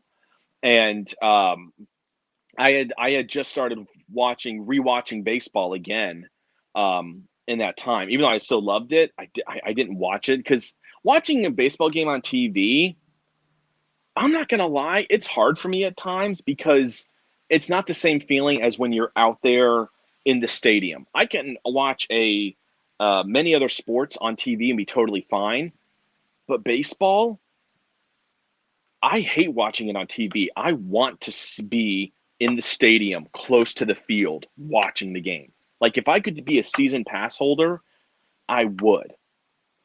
Even though I know it's an ungodly amount of money, it's so worth it for me because baseball is the only sport where I say I have to be in the stadium. I don't want to watch it on the TV. I have to be in the stadium. I understand that. There are certain things you'd rather be there in person, watching it with your own eyes at the stadium than watching it on a flat screen TV where you only get certain camera angles. And sometimes when something's going on, there's a shot of the crowd. It's like, no, I don't want the shot of the crowd. What just happened? get the camera focused on that hit that I just missed or that diving catch I just missed because you guys were focused on the crowd. Mm-hmm. Everybody wants to be a part Yeah, of the action. they do. They do. And it's so incredible when you are with fellow sports fans. Like, and again, you could be of opposing teams. I used to work with a bunch of Yankees fans, okay? So remember, I'm a Red Sox. Yankees and Red Sox are like heaven and hell, oil, water. Like, they do not mix. So whenever the Yankees and Red Sox were playing a series, oh man, we were talking so much smack. It's stuff I can't repeat on here. I literally cannot repeat the smack talk going back and forth. But once it was over, we were still friends and everything, but the love of the game and the love of seeing your team play the game, the smack talk is unreal. It's the same thing with Star Mhm. Wars and Star Trek fans. You get two people, a person that loves Trek, they'll hate Star Wars and they love Trek, and then vice versa. The smack talk is unreal. But do you know what? They'll still go out to the bar and get drinks. They'll still watch movies together, but they will smack talk each other because they love their fandoms. Like, Yep. again, a true fan isn't a true fan. You can tell a true fan by a normie. And I got nothing against normies, but it goes back to what we've talked about when it comes to Star Wars and Star Trek and Lord of the Rings and Doctor Who, and then applying it to sports. Your fans are the ones that you should be playing for. The fans should be feeling your love of the game Mhm. or whatever franchise when you're talking in entertainment. The fans should be feeling it from the people giving you the product. And if they're not feeling it, they're not going to be as involved. They're not going to be as engaged. They're not going to spend their money on it. No, it's like Cubs owner Tom Ricketts saying that because of the Coof season where nobody was in the stands, the team suffered biblical losses. And then you look around at the other, I'll say 28 teams because the Pirates didn't do anything. And again, it's nothing against the Pirates. It's just the way it was. But you look at the other 28 teams and they're still doing things. And they're not complaining about biblical losses in money like Tom Ricketts is of the Cubs. It's like, no, Tom, you're just choosing to tighten your purse strings and not go out and get the players that would help this team win. The Cubs had a chance in 17 to get Justin Verlander. They passed up on it. They had a Mm-hmm. great right fielder and team leader in Nick Castellanos in the 2019 season. They let him go. Yeah. I mean, you have to have the right players on the team to help the team win, but also give the fans the incentive to say, well, I'm going to go to a baseball game tonight. And yes, for a family of four, it's very expensive to go out to a baseball game nowadays. Mm-hmm. Yep.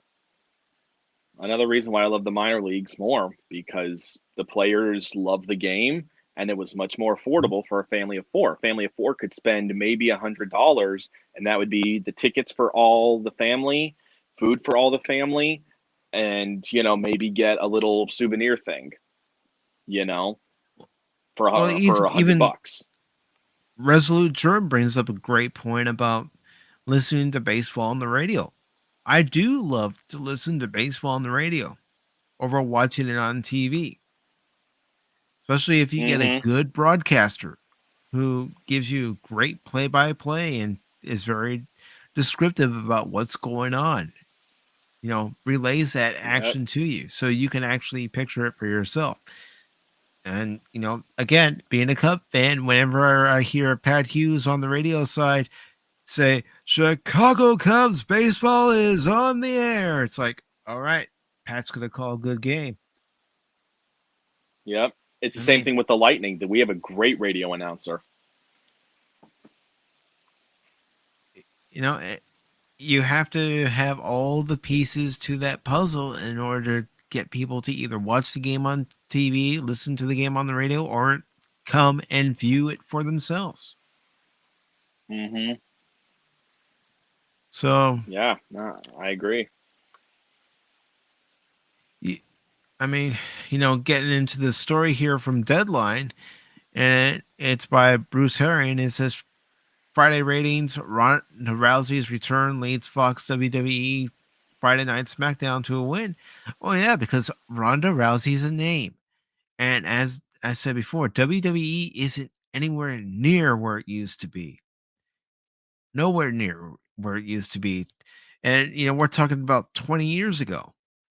20 years ago when it was, WWF versus WCW and, the Monday Night Wars. It's nothing like that anymore. But this article says Friday saw WWE's Friday Night SmackDown on Fox pin the Demo Wars, scoring a .5 to easily top the night's field. The show was highlighted by superstar Ronda Rousey's first in-ring appearance on the Blue brand as she confronted current SmackDown Women's Champion Charlotte Flair ahead of their much anticipated matchup at WrestleMania 38 on April 2nd. Goes on to say at ABC, the special Putin's War, the battle to save Ukraine, came in with a solid .4, with its trailing 2020 Newsmag also coming in at a .4 for its portrait of disgraced Toronto CEO Elizabeth Holmes. It goes on to say CBS saw undercover boss slide with a .4 as U.S. Cellular boss Lauren L.T. Trivial, I don't even know if I'm saying that right, was featured incognito with his company's associates. That didn't help the trailing Magnum PI, which slumped to .3 before the network rebounded with a .4 for Blue Bloods to cap the night. The Blackest on NBC was up a tick to .3 for yet another Raymond Reddington adventure, providing a strong lead-in to Newsmax Dateline, which examined the juicy tale of snake dealer Ben Reddick and scored a .4. But I'm sorry. Again, WWE isn't anything like it used to be. Entertainment in general isn't what it used to be.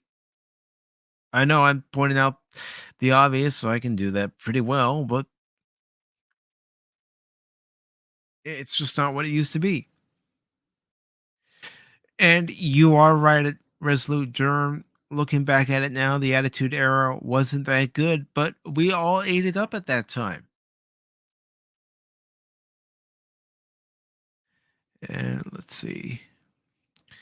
But yeah, I mean, Ronda Rousey, yes, I did watch some of her UFC fights.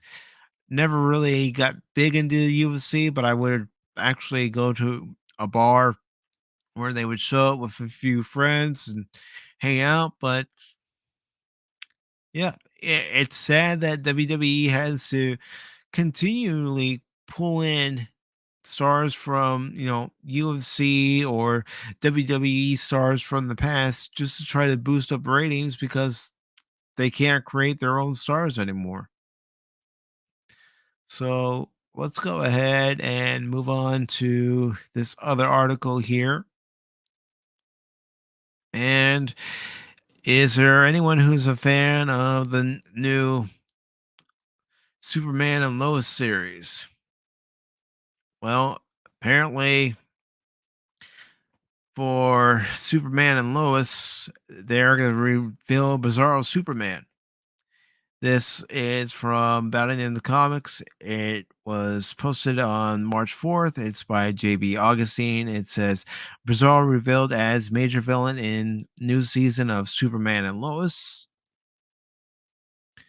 For those who haven't been watching the second season of Superman and Lois, the big reveal of this season's villain, or one of them, came in last Tuesday's episode, and it was quite well bizarre.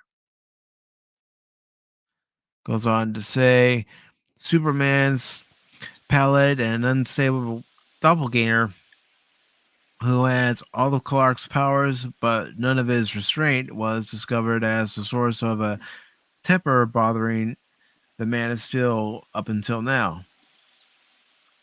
Goes on to say, thinking he was suffering from some kind of post-traumatic after effect of the Eradicator, Superman went to Talro's fortress, where his mom Laura informed him he was feeling the sensation of a connection to something else. Goes on to say that thing turned out to be Bizzaro, teased at first as someone or something imprisoned in a Smallville mine shaft. The imperfect clone got loose, and in one of his usual erratic moods, steamrolled through the combined forces of Clark, John Henry, Irons, and a military response team. Goes on to say, teases for Bizzaro have been dropping all season long and led some to believe the second or third coming of Doomsday was nigh based on the Super Bizarre War in stasis before anyone knew it was him. It says, following in the footsteps of Tim Daly in the animated series and Tom Welling on Smallville, Tyler Hoechlin does double duty and plays Bizzaro as well as Superman, giving the actor the opportunity to stretch his range and play the inverse of the hero he's portrayed for the last few years. You can watch the promo for Superman and Lois Season 2, Episode 6, Tried and True, below. It says the episode is directed. Oh, you're going to like this, Patriot. You're going to recognize this name. Uh-oh. I hope you have a more. I hope you have a morpher nearby, and the appropriate power coin. This episode was. Hang on, let me get it. I will actually do a morph for y'all. I will seriously do one. Give me 1 second. All right. I'll wait. I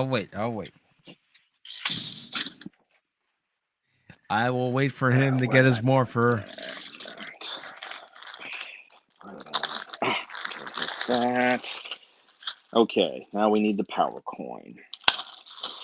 Where are you? Where are you? Where are you? Ah, there you are.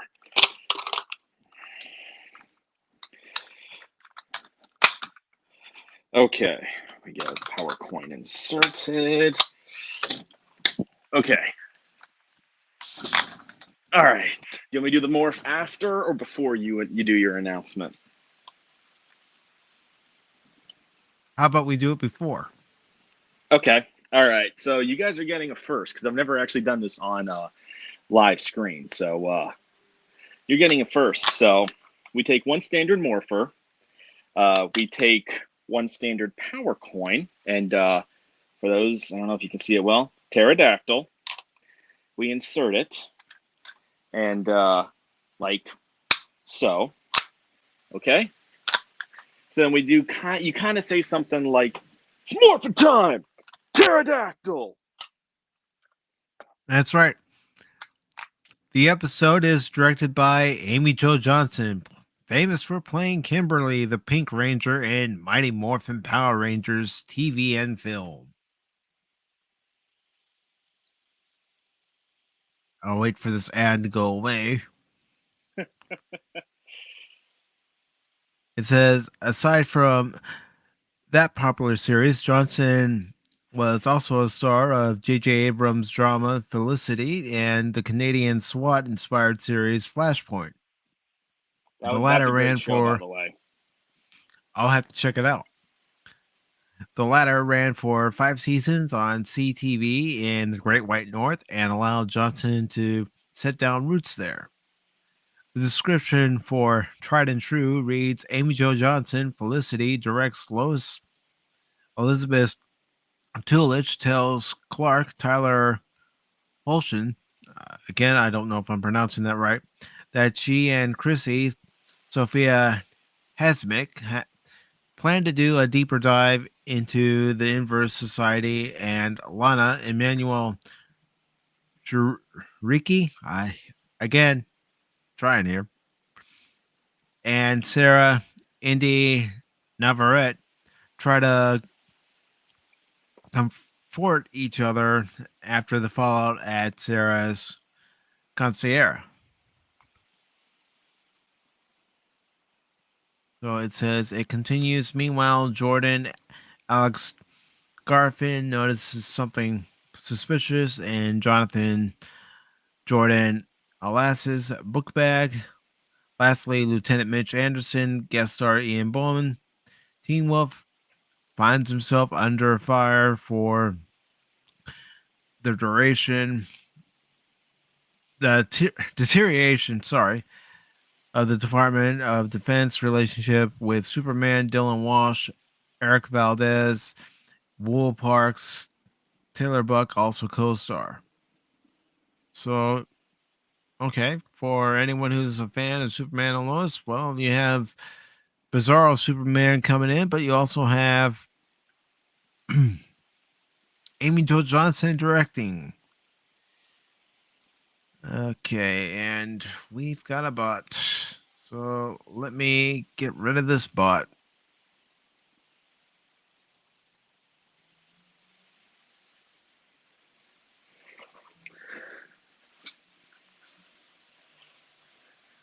All right. Listen, Skynet, you ain't taking over this group, okay? Nope. Not going to take it over at all.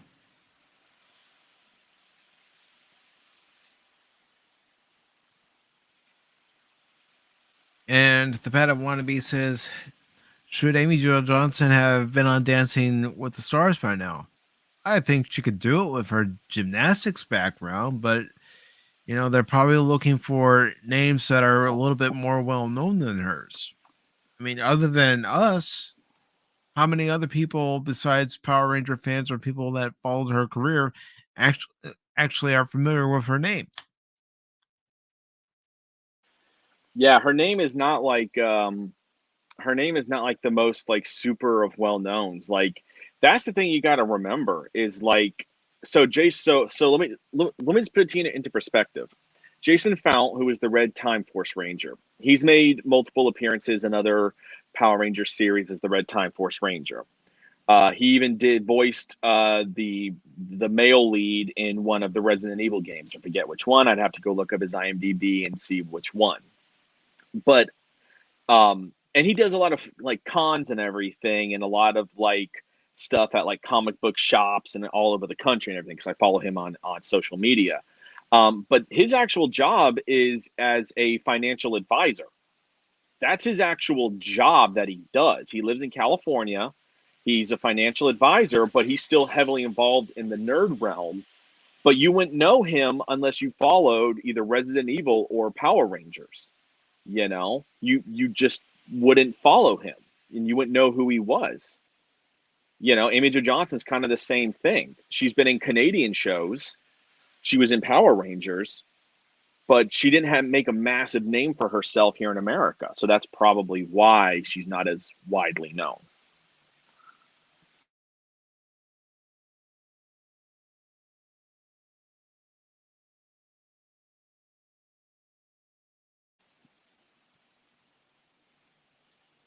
I mean, don't get me wrong. I wish some of those actors were well known, but unfortunately, Power Rangers only appealed to a certain group of fans. Mm-hmm. It didn't appeal to the mainstream. True. No, that's many of those actors. That's what happened to them. They did Power Rangers. They did maybe one or two other acting gigs, but that wasn't their. Maybe for some that's how they entered into big name stuff. But for most of them, Power Rangers was their big Hollywood or big theme. But at the end of the day, they live regular lives doing other jobs and everything, and their jobs enable them to where they can do the Power Ranger fandom stuff as Mhm. like basically kind of like a side job in a way, doing something that they love. They love doing Power Rangers. So, and seeing the fans and everything. Um, but it's just one of those things where I agree with Mike, where I do wish we got more Power Rangers actors and actresses in Hollywood, because some of them I feel like would actually do way better than what the breed we have now. Mhm. Well, it's like when I first saw Hillary Shepard Turner on an episode of DS9, I was surprised because Mm-hmm. I'd only seen her as Diva Talks on Power Rangers before that, and I wasn't expecting, her to actually be in that episode where she played one of the augments who was visiting the station, and they were trying to help Dr. Bashir come up with a strategy against the Dominion, even if it meant the Federation's surrender. Yeah, I mean, but you know what? I'm kind of glad that a lot of them never went mainstream, because I feel like that would have tainted them. It would have tainted their love of the fandom, you know, and it didn't, because they're known for certain Power Ranger roles, and they're beloved for those roles. So I'm kind of in a way glad they didn't go mainstream, because I feel like they wouldn't have that same love, because they'd be judged by Hollywood for, oh, you still dress up as a Power Ranger for cameo roles, you go to all these cons, oh, how dare you, that is so uncivilized. But yet when you see them in photos, they're loving, doing their morphs with fans, getting special merch that fans created strictly for them. They love being their specific Power Ranger, and I love Mhm. that about them, because they're died and true fans. I'm not saying every single person who was a Power Ranger loved being a Power Ranger and wants to keep doing the cons and everything, but there are some out there that still love doing it. And I'm going to tell you right now, that's where the fan stuff is for Power Rangers is really exciting me, because you're getting more and more of the previous people who did various Rangers. They're making appearances in these fan films. Remember, these are just fans, people who are crowdfunding, 10, 20, $30,000 to make an episode, and they're getting previous actors who played Power Rangers actually showing up for roles in their series. Mhm. What other fandom do you typically see that? I don't know of any other I, community usually. I can't think of any other one. I mean, Star Trek you could at one point, but because of the whole CBS thing, you ain't going to see that anymore. Mm-mm, you're not. I mean, it, it's something I brought up last night where they had to bring in designers from the Berman era to get things looking right as far as the ships, as far as the L cars that you see on the consoles. Right? That tells you Mm-hmm. everything you need to know right there when they wait until the second season of a show to actually contact anyone who's previously worked on any other iteration of Star Trek to get things looking right. Mm-hmm. It's sad. It really is. And I love how they've brought back the Stargazer in Picard. It's like it to me, it's just, but the thing is, it's not the Stargazer that we know. It honestly looks like something out of STO. It really does. If you've seen photos, because Trek Yards actually broke down the new Stargazer. They broke down the various shots that they gave of the Stargazer, and when you look at it, all I can think of is this is an STO Stargazer. This isn't like a retrofitted Stargazer that we know from from the from the brief appearances that we got in TNG. It's an STO Stargazer. Hmm.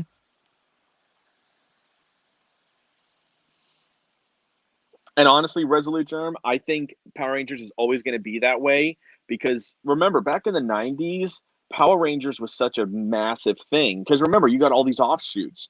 You got VR Troopers, Beetleborgs, tattooed teenage fighters from Beverly Hills. You got all these various things, and yes, a lot of them were very terrible. But the '90s was a big Power Rangers thing.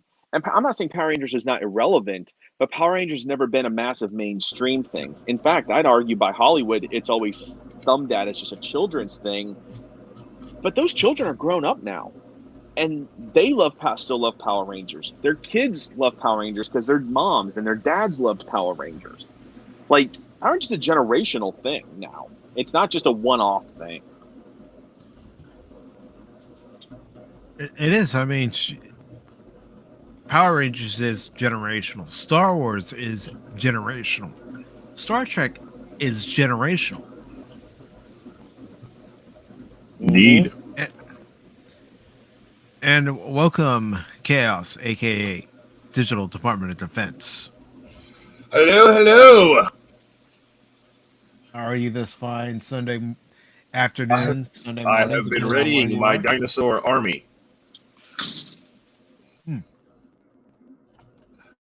Yeah, I got some. The arc strings will be a bit more interesting now, to say the least. Yes. Well, you know what happened at Jurassic Park, don't you? The dinosaurs took control, and the humans had to flee for their lives. If they didn't flee for their lives, they were pretty much a snack.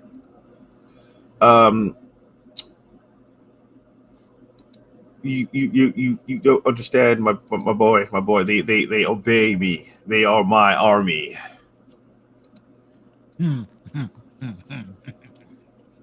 As you can see, I don't know if you.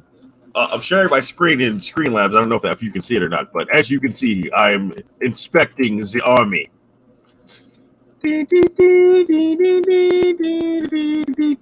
Red, don't mind the reds. What happens when you run out of food and they all turn on you? They're obedient now, but you see this? Food likes to run into my gun turret range. And this is the redwoods, and as you can see, the redwoods is quite. Look, it's a burger with 4 legs. Can you see my screen? We're looking at it right now. Yes, indeed. So this freaking thing is a top Jara. It's like a freaking VTOL aircraft. Like, look at this thing. And this is the guy from the Jurassic Park trailer.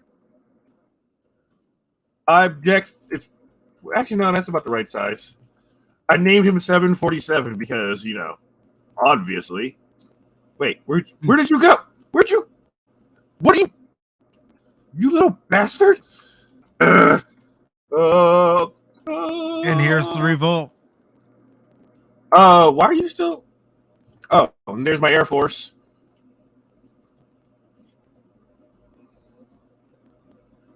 All right, let's see. All right, here we go.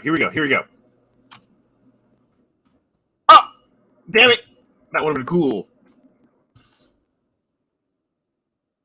I need another Spino. Bruh, I even following in Tesla. Here is my mechanized. Where are you? Anyways, See, they're turning against you. They are turning against you. my mechanized forces. Oh, ooh. Get me an egg. Come here, egg. Yes, okay. Ooh, robot egg. Nope. Okay. Hey, he's a good boy. Yes, pet him. That's a good boy. Assimilated dinosaurs. Yes. Resistance is futile. Wait, you! Stop being weird. Come here. No, stop following Nala. Come over here. This thing.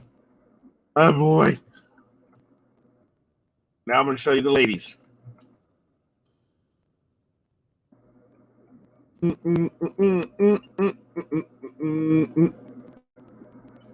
Ladies and gentlemen, your fine Rexian army, we shall conquer this island one cave at a time. And for all you people out there, take cuteness to the face. This is Atta. She's adorable. Hello, cuteness. Yes. You will. Yes. What is that? Major Otter says you guys are doing fine work. She's very impressed with your stature and your ability to munch things in their faces. That is all, men. And I'm off. Woo! Oh, yeah. I should probably give this gun turret some ammo and some, electricity. Not now. What was that? Right. Well, while you're flying around on Dinosaur Island, I am going to talk about this next article here. And this article is from Bound in the Comics. It's by Spencer McCauley. It was posted on the 5th. And it says, the Batman's Zoe Kravitz claims romantic choice between Tifa and Aerith in Final Fantasy VII is the problem with the world. Well, Wow. I don't know. I haven't gotten to that part of the game yet, so You spoiled yourself. Oh well. Who didn't see that coming? Doesn't matter. I'm having fun playing the game, so it says, according to the Batman star Zoe Kravitz, the romantic choice between Tifa and Aerith presented in Final Fantasy VII and implicitly the two heroines' characters as a whole is an example of the problem with the world. Okay, yeah. Yeah. Kravitz learned of the classic JRPG storyline while making the press rounds for the new DC film, thanks to an impromptu history lesson given by her co-star and apparent Final Fantasy VII fan, Robert Pattinson, during a joint interview with the two hosted by French talk show Clique. Goes on to say, I was in love with Aerith and Tifa, recalled Pattinson to host Malode Accor. I don't know. I don't speak French. Everybody. Well, I do, but it's not that kind of French. Lol. Everybody wants to have them both. It's the two options of girls you can have. Taking a note of Kravitz's confusion, Accor turned to her and asked, "You don't know Final Fantasy?" "No," she replied, to which the latest actor to don the Dark Knight's cowl exclaimed, "It's the best." I'm having fun with Final Fantasy Remake, and I do wholeheartedly recommend it. And it says, you have this love triangle, Pattinson excitedly explained to his co-star, where Aerith or Ares, depending on what version of the game you have, and sometimes mistranslated, like she's like the really kind girl that has superpowers to like heal everyone and make the world a better place. Ugh, poor woman. We have to heal everyone, Kravitz interrupted. It's exhausting. Oh gosh. Oh, give me it. You know what? I'm gonna say it. I'm gonna say it. Give me a fucking break. Right? Disregarding her co-star's very visible disgust at her own assumptions regarding Final Fantasy VII's leading ladies, Pattinson moved to the subject of Tifa, continuing, and then Tifa's like this sexy little thing who's like a thief and stuff, and she wears the short skirt, and you're like, I can't decide. As Kravitz once again, to no avail, interjected, that is crazy, Pattinson added.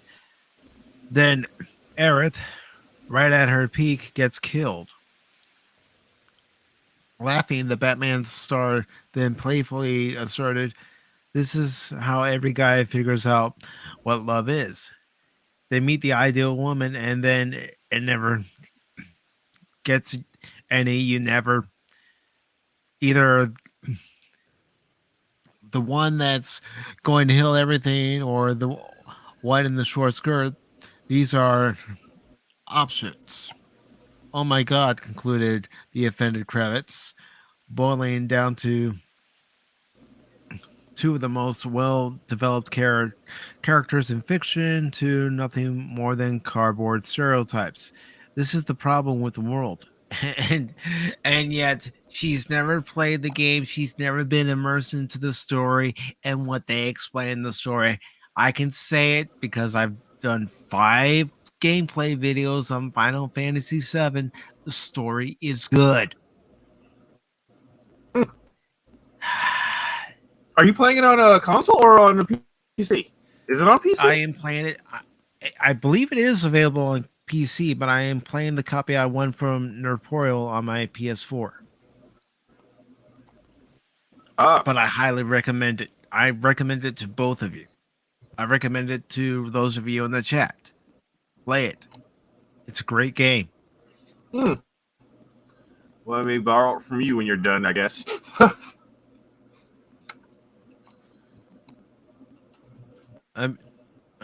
I can't say it enough how much I like the game and how much I'm learning about it each and every time I play and discovering new things about it. Did you ever play the original? I never played the original. Wow, that's one of the first games I've ever owned on a PlayStation platform.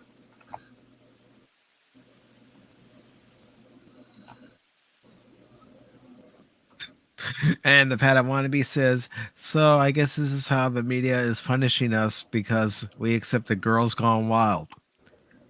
Yes, but here's the thing, and you've seen it for yourself as you've watched the streams. These characters aren't just one-dimensional characters. They're multi-dimensional characters. They have a heart, they have a soul, they have a purpose. They're not there as eye candy. They go with you on the mission because they're trying to get rid of these nuclear power plants that are sucking the life force of the planet.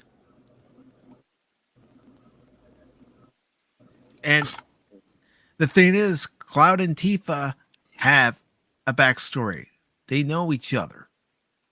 You get glimpses of that.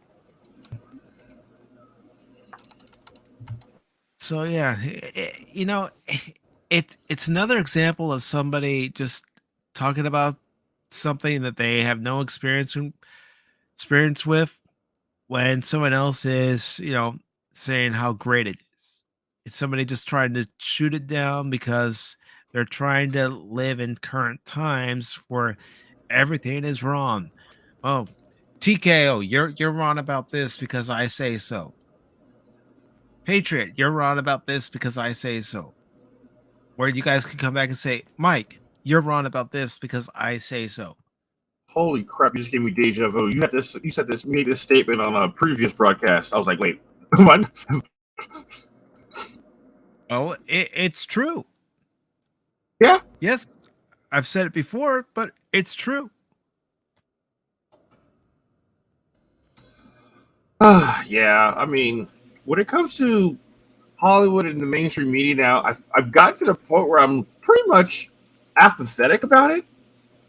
It's like, whatever, because it's all ridiculous, and it's the same circle jerk that ends up happening, and it's like no one's buying it anymore. But I do understand, for content creators, especially who cover it, this kind of stuff is like, yeah, I understand them. You guys covering it, following it. I'm like, man, the mental strain you guys must put upon yourselves having to sift through this septic tank every week. Well, it's like, trying to find a story that I want to talk about that, other people might be interested in talking about in the chat or on the panel. I'm going through it and, my first reaction is like, oh, no, not this bullshit again. Or it gets to the point where I go, okay, I'm going to talk about this. It is what it is. That is true. The ridiculousness, man, just the ridiculousness. Well, the thing is that when you're talking in a game, you're talking about like romantic choices. Look at Mass Effect. Right? I mean, the thing is, because here's the thing: if in a game, and remember, most video games you don't have a, they're usually singular focused in what you do in the game.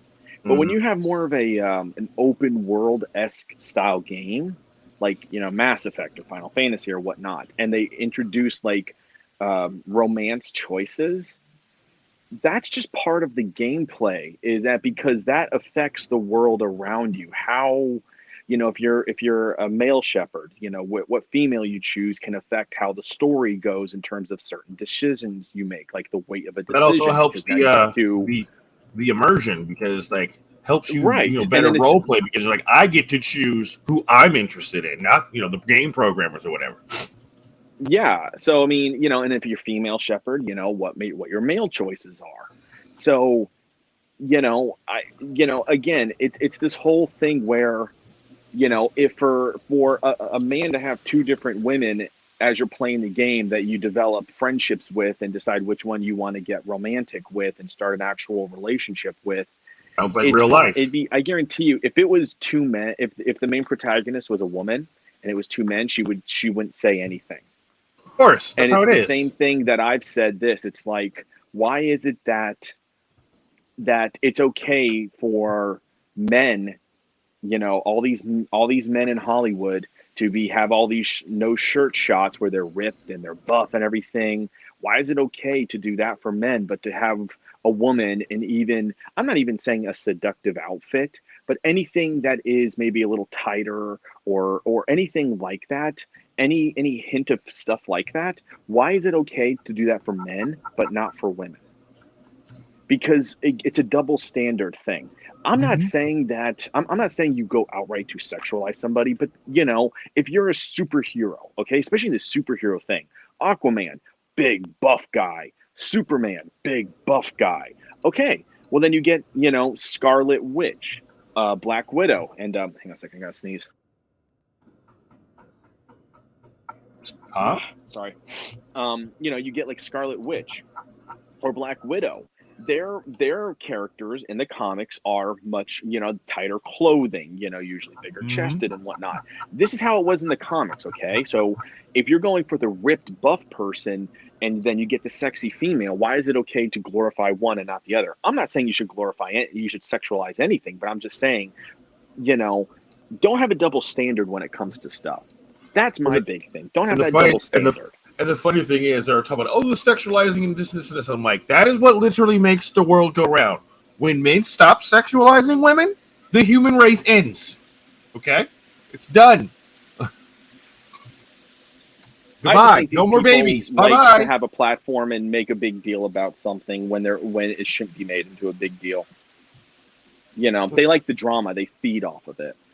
Well, yeah, and I think mostly, in my personal interactions, none of the attractive women that I know complain about that shit.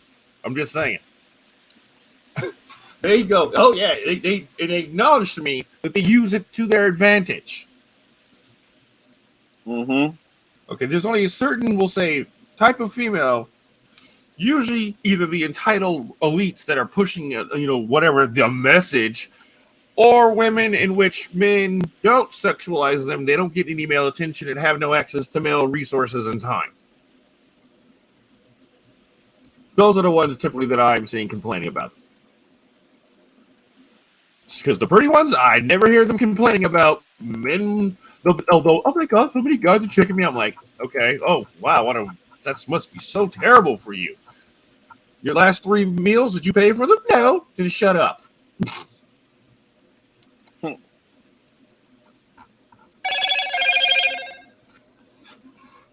Okay, phone. Oh yeah.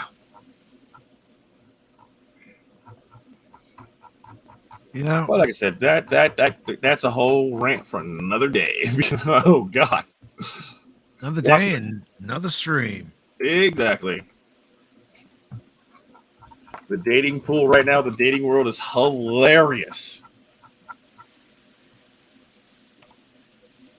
Well, I do have another article related to the Batman, and that's its weekend box office. Oh, are And you going to see it yet? I am going to go see it tomorrow night. The reason why I didn't go see it Friday is because when I got to my theater here in town, they were closed because they didn't receive the delivery. Now, keep in mind, this theater is a mom and pop theater. They only show one movie each week. They're Damn. independently owned and operated. So, with them not receiving their delivery, they're not going to serve their customers items that they don't have. Makes sense. So Checks out. I'm going tomorrow because another great benefit about going to this theater is they only charge $7 to get in. Oh, sweet. So even though I could have gone to the other theater that's a few miles away from my house to go see the movie, for the same price I'd be paying to go see the movie at that theater, I can go to my local theater here in town and pay for my ticket, get a drink, get candy, popcorn, all for that same price. That'd be paying for just one ticket at the other theater.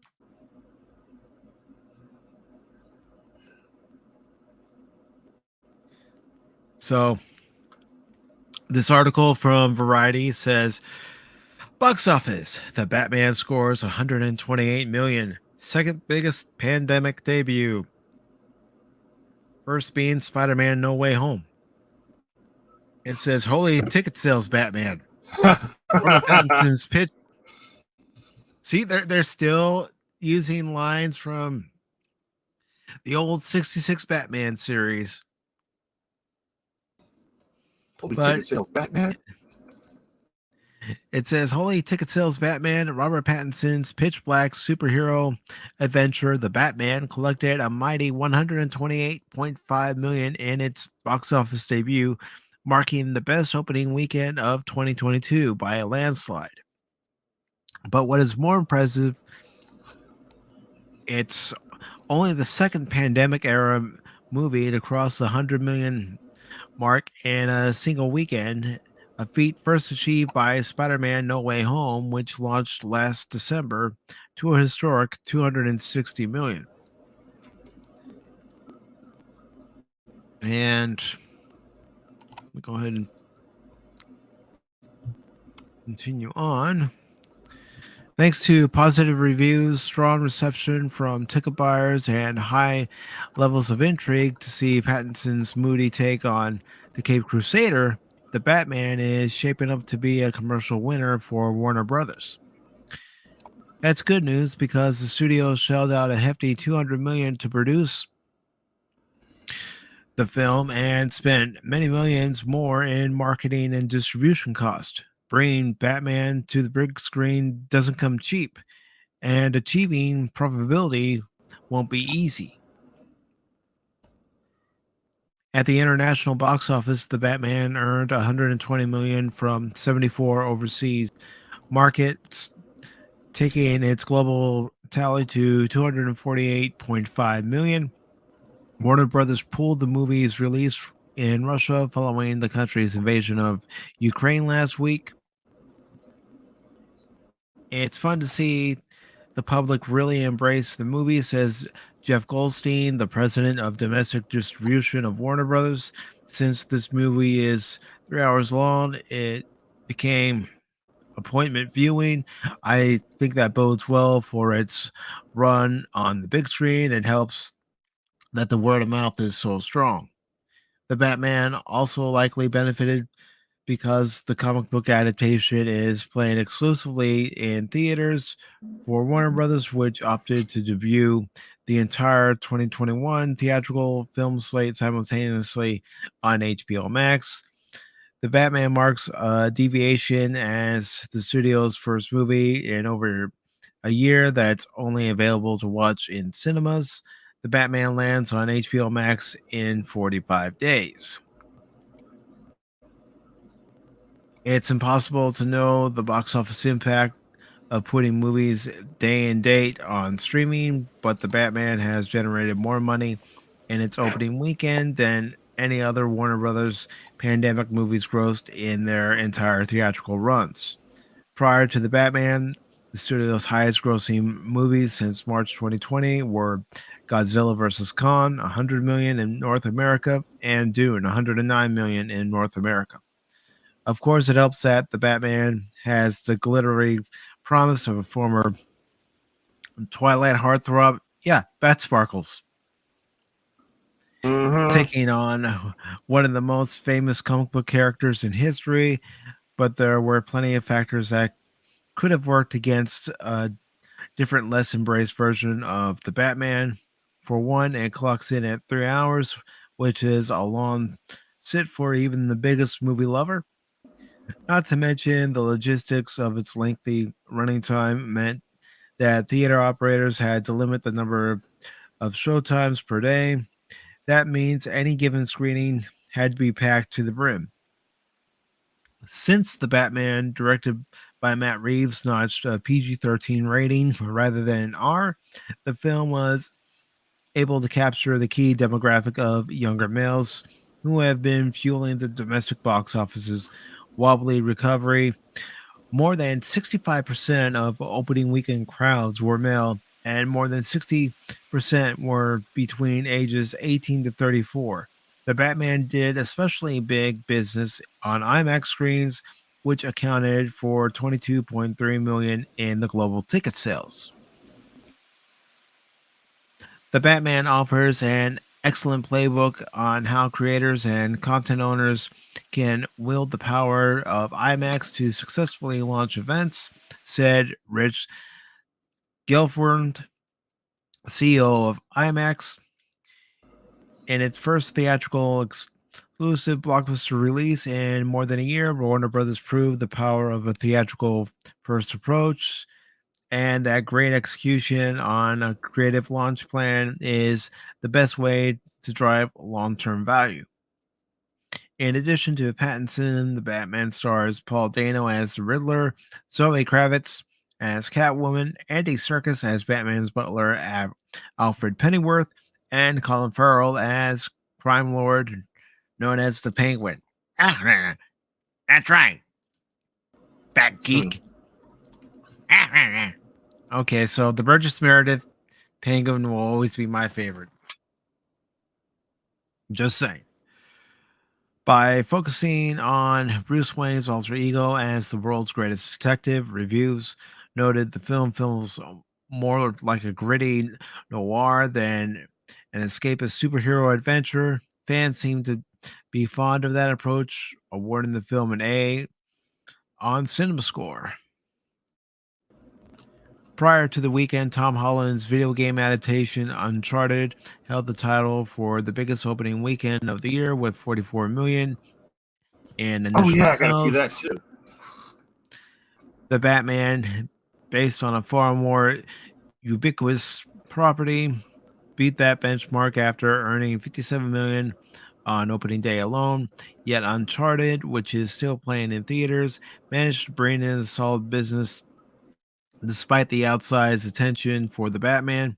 In second place, the Sony Pictures film pocketed 11 million from 3,875 theaters between Friday and Sunday, pushing Uncharted past 100 100 million at the domestic box office.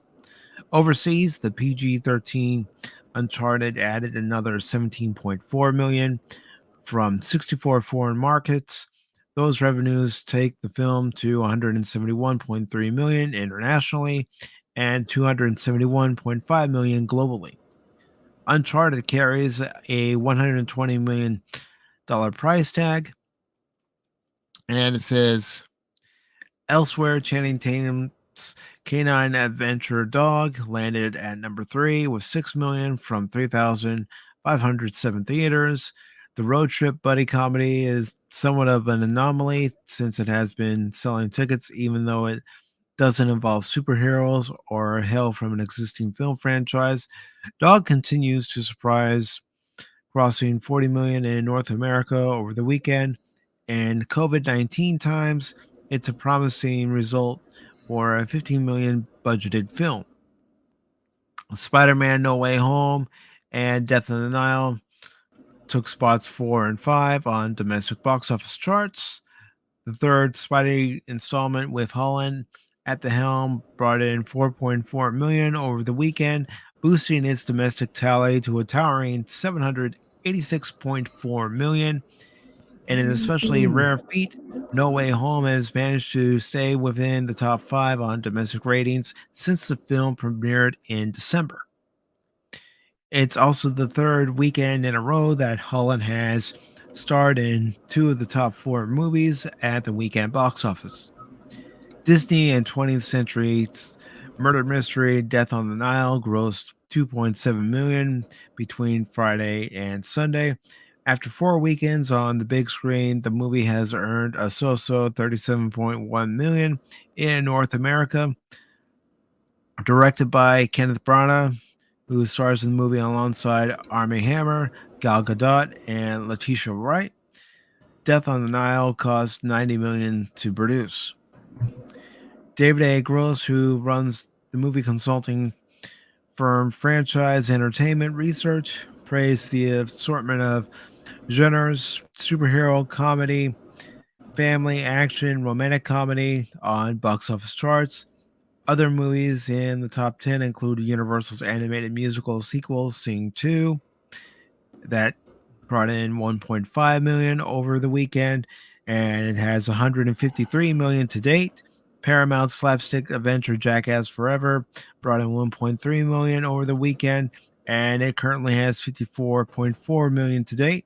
And director Joel Wright's romantic drama Crano brought You say in Fredo? Crano Oh, brought I'm gonna in laugh. 680,000 over the weekend, 2.5 million to date. The weekend's top 10 chart looks as good as it has in a long time. Rose says it means audiences are diversifying. COVID continues to drop and warmer weather is coming. Momentum should build now. That's certainly the hope, since Hollywood is keeping the summer schedule stacked with Jared Leto's anti-hero adventure Morbius, which actually looks pretty good, by the way, in my opinion. Which movie? Wait, say that again. Morbius. What is that? I've never heard of that. Morbius is DC, right? He's not Marvel, I think. No, he is Marvel. Oh, he is Marvel. Yeah, he's basically kind of like imagine like a vampire anti-hero. That's basically Alucard. what he is. So, it looks interesting. I don't know if I'm going to see Morbius, but it looks interesting because I don't know anything about the character. So, I only know a little bit about, but the movie itself looks good. And mentions Doctor Strange and the Multiverse of Madness, which comes out May 6th. And Top Gun Maverick comes out May 27th, which I do want to go see Top Gun Maverick. Wait, is that actually coming out this year? I thought that got pushed to next year for some reason. It's coming out this year. Okay. I knew it was coming out this year, but then I thought I heard something that it was being pushed to next year. That's why I asked. Oh, there's definitely more some reasons for that happening, which I see clear as day. It's drove up some patriotism and all kinds of shit. I'm like, oh God, why they treat us like children? I swear. Because they think they know better. I mean, at the end of the day, that's what it comes down to. Yeah, obviousness is obvious. Mm-hmm. And the article mentions Jurassic World Dominion, which honestly, the trailer looks like shit. And it says it's kind of slate that should have movie theaters sizzling. Yeah, I'm just kind of done with Jurassic Park right now. I just feel like Yeah. they keep. The problem is that I feel like they. The first one was very interesting because it was kind of like, what if I took the first Jurassic World movie as a kind of like an alternate reality. What if the events of the first movie never happened and the park opens, kind of thing? Like, that's how I took the first one, but then they just kept making more and more. Like, I think Jurassic World should have just stayed as a one-off kind of almost alternate reality kind of take on the Jurassic Park franchise. Yeah, I agree. Absolutely. I mean, it's kind of how I feel with Marvel now. I'm kind of over Marvel now. I'm like, okay, kind of over it. Oh, I have been ever since Infinity War. The last Marvel movie I went to see in theaters was Spider-Man: No Way Home, and that was literally only because they brought in Garfield and Maguire. Like, if it wasn't for bringing those two in, I would have never seen it. I still no I still haven't gotten around to watching it my damn self. I recommend it, brother. brother. It's a good, solid movie. I mean, it's not going to be mind blowing, but it's a good, I think, solid movie.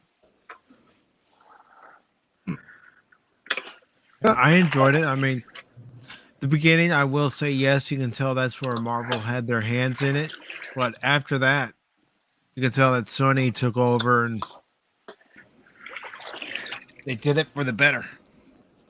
Yeah, because there was way too much Strange. Like, I get Doctor Strange is a part of the plot, but he gets way more screen time than he needed to have. You say too much Strange. You can never have too much Strange.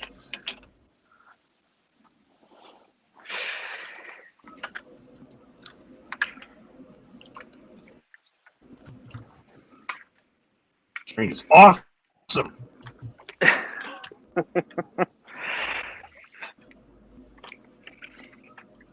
Yes, in his own movie, but does he really need to take up the majority of someone else's movie? I don't think so.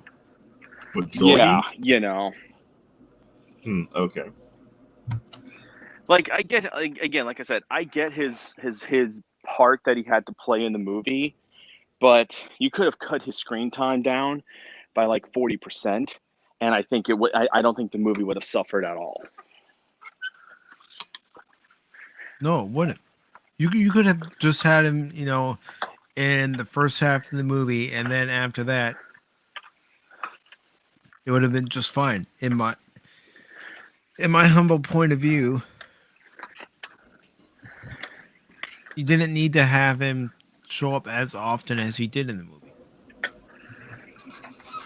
Yeah, I agree. I mean, obviously, at the ending, at the end part there, he was needed, but I think the first half is where, Pacific Me and many other people said you could definitely tell that was a continuation of the Marvel universe that has been essentially established since 2008. But once you get the other two Spider-Man involved, that's where it's all Sony. It's 100% Sony after that. There's nothing really Marvel in there. Even with Doctor Strange in the last bit at the end, it's still Sony's ball. It's not a Marvel thing. It's a Sony thing. Mm-hmm. Indeed. All right, so we have the final article for this afternoon's stream. Well, it started off in the morning. Now it's the afternoon here in the East Coast. I know it's still morning elsewhere, and it's also evening elsewhere.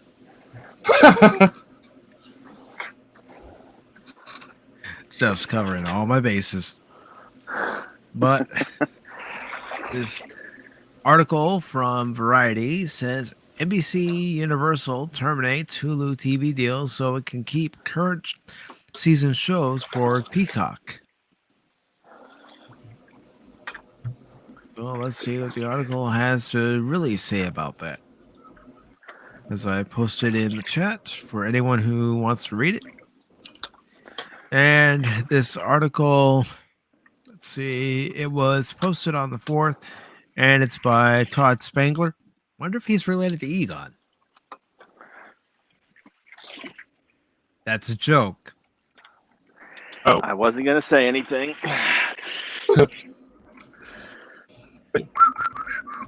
I heard nothing. No, I know nothing. I know nothing. And here, I was hoping you would bring honor to your house. Glory to you Oh, God. and your house. Today is a good day to die.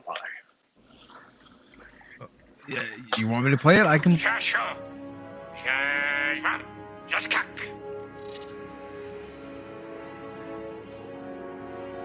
He said, "Today is a good day to die." An honorable house, not filled with Mhm. honorless dogs.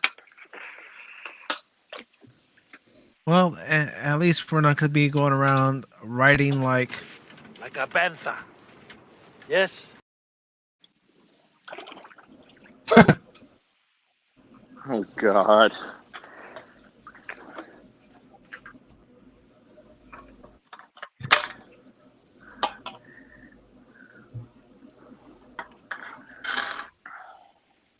And you're right, pop culture. There is definitely that superhero movie fatigue. Yeah, I mean Gary called that several years ago. He said, I mean, once Infinity War ends, you're gonna start getting superhero fatigue, where you might get maybe one superhero movie a year at most. But he's like, he called this back in 2019 after Infinity War. He's like, it's not. it's gonna I don't know. happen. I disagree with him on the whole super movie fatigue thing. It's more of a lacking of ideas. Because I mean, that's the same thing that they were trying to say about Star Wars. Star Wars, it's like, no, if the shit is good, it's good. It'll put butts in the seats. They got lazy, and it's like I said, they started concentrating more on the message than the. But I can also Well- see the superhero fatigue because for the last 20 years, we've had one superhero movie after another. Because there were so. Yeah, but it's. I think people are using it incorrectly. They're saying superhero fatigue instead of superhero writers being crap. That's how I say it, because if it's a good movie, if there's good writing, good characters, good story, it doesn't matter how they put out, they'll put butts in seats. So the fatigue would be more on not the audience, because the audience will consume. It's more of the writers are just putting it out so much that they're not able to give it the quality necessary. I don't know if I'm explaining that right.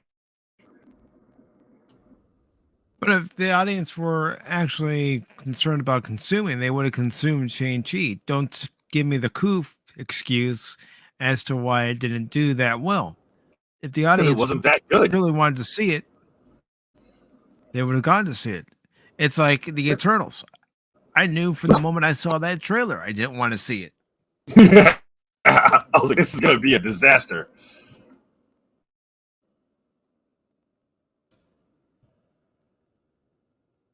Yeah, it was clear as day. This has disaster written all over it. Mm-hmm. So this article from Variety was posted on the 4th. It's by Todd Spangler, and it says NBC Universal is clawing back streaming rights for its current season TV shows from Hulu in order to keep them for its own Peacock service. The Comcast-owned programmer officially terminated its next-day TV streaming deal with Hulu, which is majority owned by Disney. It says the change will go into effect with the next TV season starting in late September for next day and library content.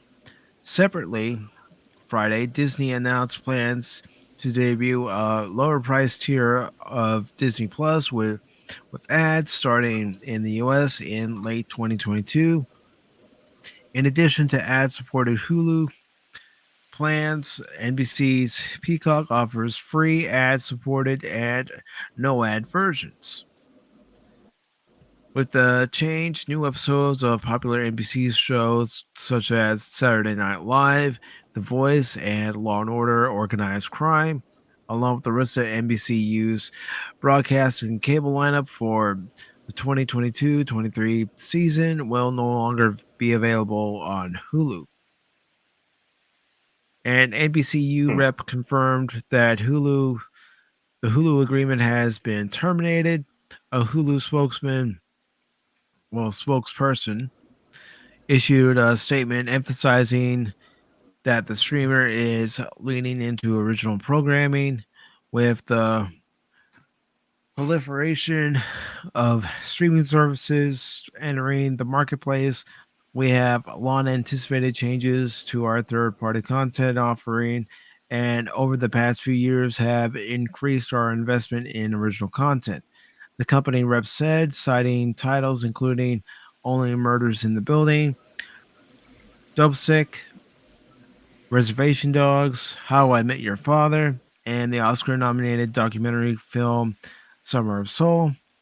Even with the end of NBCU's current season Hulu deal, a wide selection of NBCU titles will remain on service. For example, Hulu will continue to have rights to NBCU catalog content for more years, including Law and Order SVU, This Is Us, The Mindy Project, 30 Rock, Parenthood, Friday Night Lights, and Will and Grace.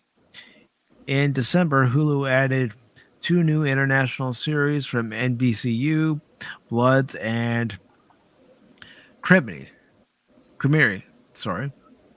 NBCU's decision to Deep Six the next day subscription VOD deal with Hulu isn't a surprise.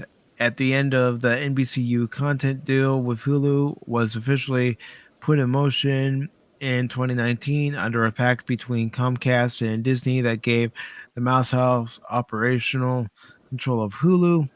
That came before the mid-2020 launch of Peacock and the escalating industry-wide battle for streaming customers.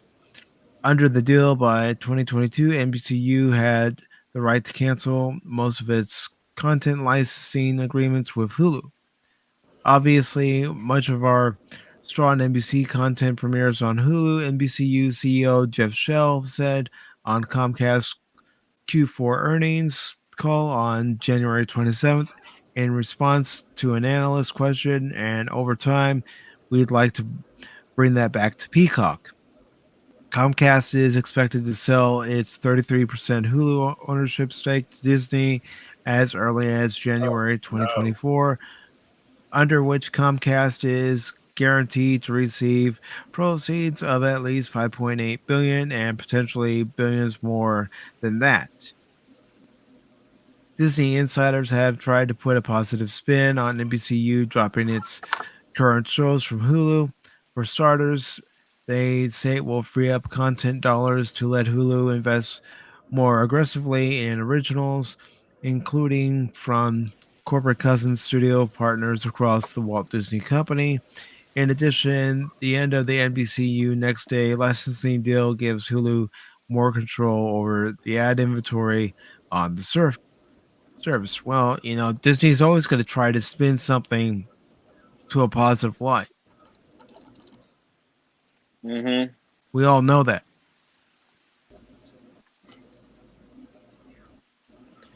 I mean, at the end of the day, all it is basically is that we're just taking the content off because you're a rival to us now. Pretty much. That's all it really is. It's like, and I agree with Trek, by the way. Give me good, give me the good movies and stuff. I mean, you could say, oh, it's all about content. You could say it's this. You could say it's that. But to me, just come up with original stuff. Stop making live actions of animated. Stop doing a sequel to a sequel to a sequel to a sequel. I mean, Anybody? I mean, how many Airbud movies did they made? I think Airbud is now traveling the multiverse at this point. I mean, they made so many Airbud movies just based off of a movie that should have been a one-offer back in the 90s. They made like God knows how many movies that were Airbud. And notice none of them went to the big screen. They all went No, they're all straight to video. VHS. They're Are all the straight to dog video. So movies? Yeah, with the golden Okay. retriever. Ah, yeah, but the golden retriever who can sink shots and whatnot, basically. That's one. It talented was a pooch. cute kid movie, back in the 90s. Yeah. It was meant for kids and whatnot. Okay, great, but it should have been a one-offer. But they came up with so many Airbud movies that went straight to video, and it's the same thing now. That's all they have for movies. There's nothing original that they're coming up with. hence the reason why. They don't come up with. Go ahead. They don't come up with new TV series. They don't come up with new movies. They don't even come up with new comics. Yeah, that's another reason why I don't like it when people are using the term superhero fatigue, because that's them shifting the blame from themselves and their shitty writing and creative teams to the audience. Oh no, it's not our fault that these movies are crap and no one is watching them. It's the audience's superhero fatigue. No, it's not. Because you're putting out shit. And again, they he's not they wrong. keep trying to shift what their current agenda is, what their current checkbox marks are in our faces, and we're rejecting it. It's been rejected. You're done, son. I mean, because here's the thing. When you and the reason why I say superhero fatigue is because when you get Morbius, which only the more diehard comic fans will know who that is. When you get Moon Knight, only the more diehard comic fans will know who that is.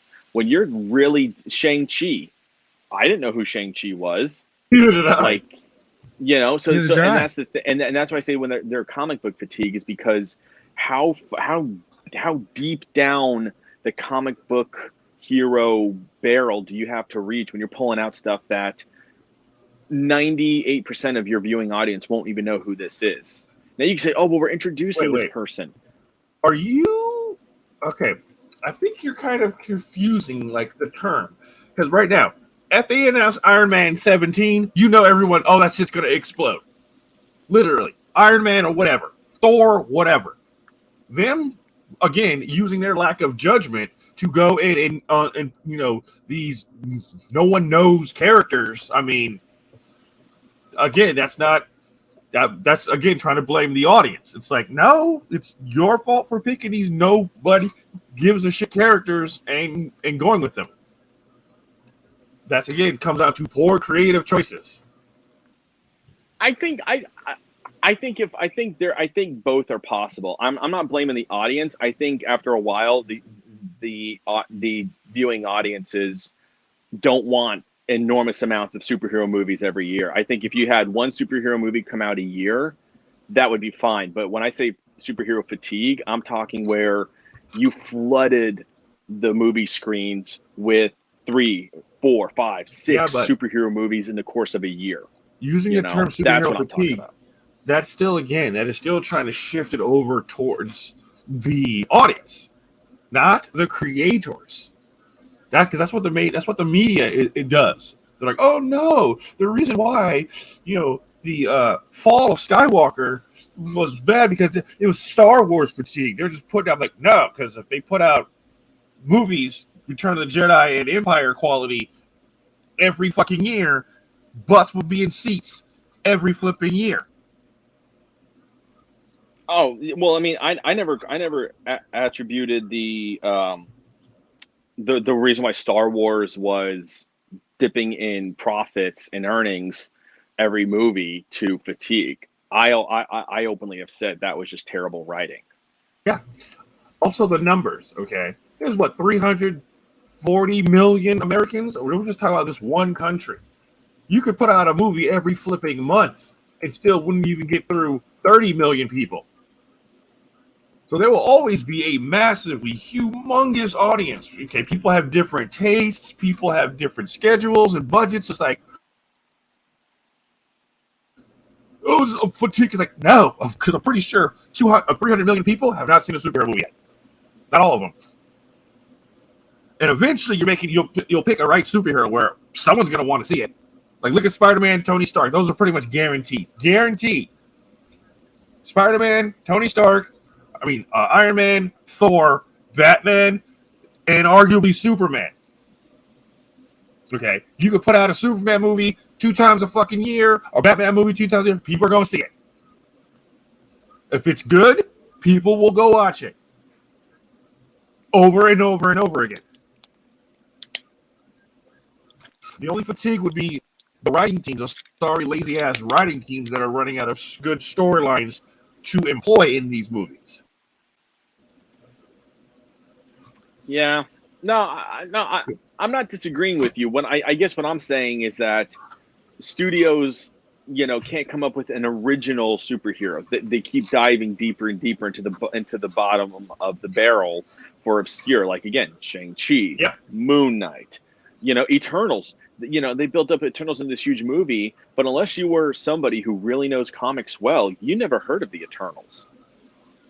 And I'm not saying the movie was good. I'm just saying, in general, nobody knew who the Eternals was. At least Iron Man was a much more relatable character, because you could actually create a character like Robert Downey Jr. did out of Iron Man. The Eternals, that was, again, and Iron Man was a more mainstream character too.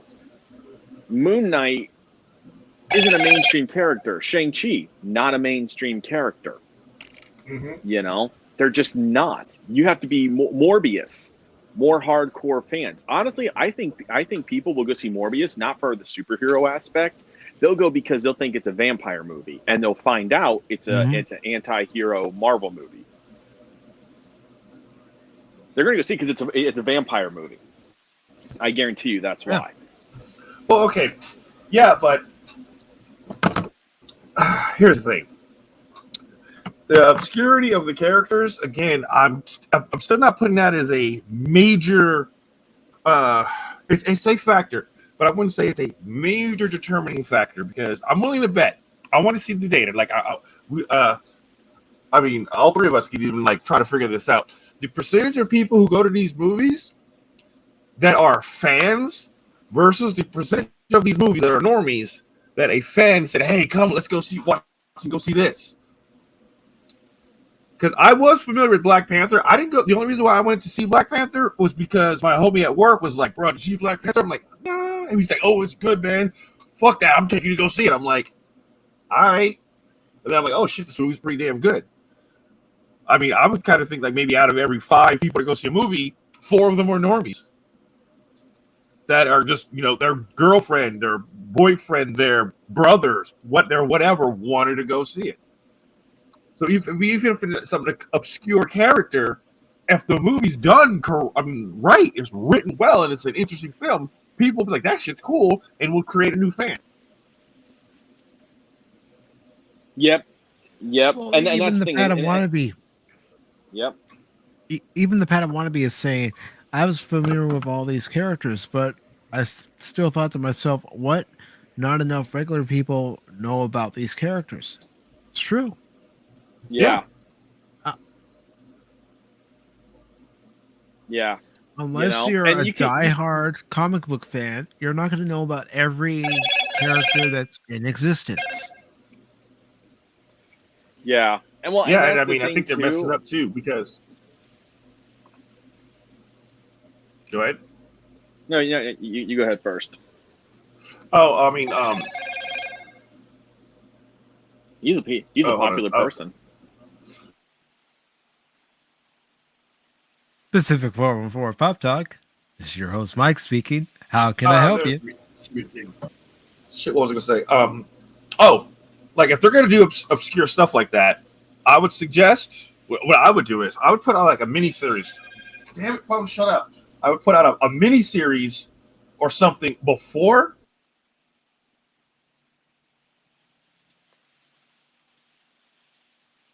And then announce the movie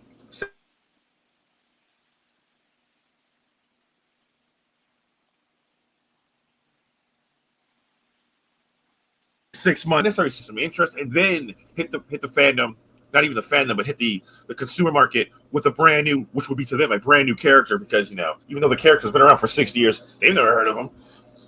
Sorry, TK, you're gonna have to repeat that because you were cutting out. Oh,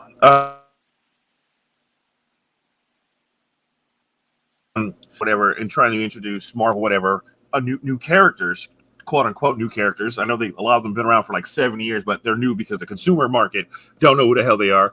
I would first release like a mini series or something on like TV first, let it saturate throughout the market, and then announce a major motion picture based off of the characters. That's how I would do it,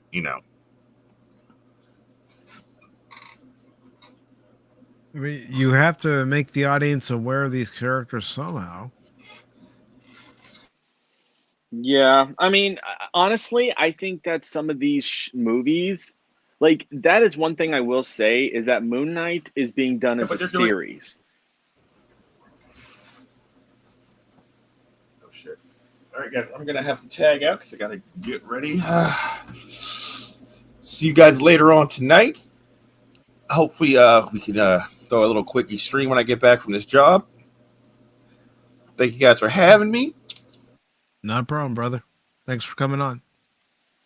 Thanks for being here, brother. I shall return. All righty. All right. Have a good one, guys. Later, brother. You too, brother.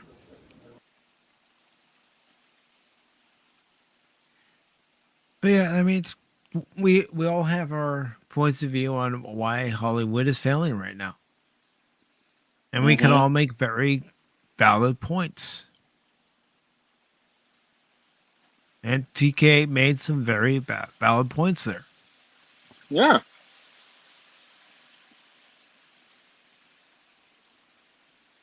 I think, the area and I think that I think for him and I agree. I think it was just maybe we were talking past each other a little bit. Mm-hmm.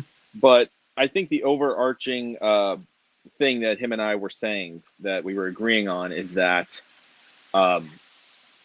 basically it comes down to Hollywood not putting out proper content.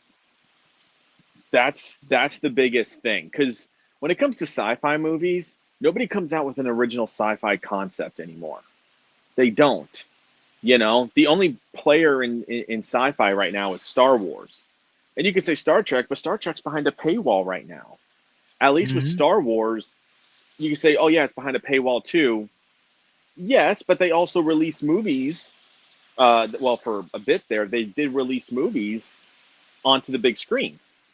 Now it's behind a paywall now is because I guarantee you it's probably cheaper for them to have it behind a paywall than have to make a big budget movie, which I would argue you could probably do Star Wars for $100 million and it would look freaking incredible probably if you had the right people in charge. You wouldn't need a $300 or $400 million budget. You could probably do it with $100 million and knock it out of the park. So yeah, I mean, look at the Halcyon. That looks like crap. In my opinion, that looks like crap. That's why you see a lot more rooms becoming available, because people are seeing it in videos and they're going, I'm paying $6,000 for that? Hell no.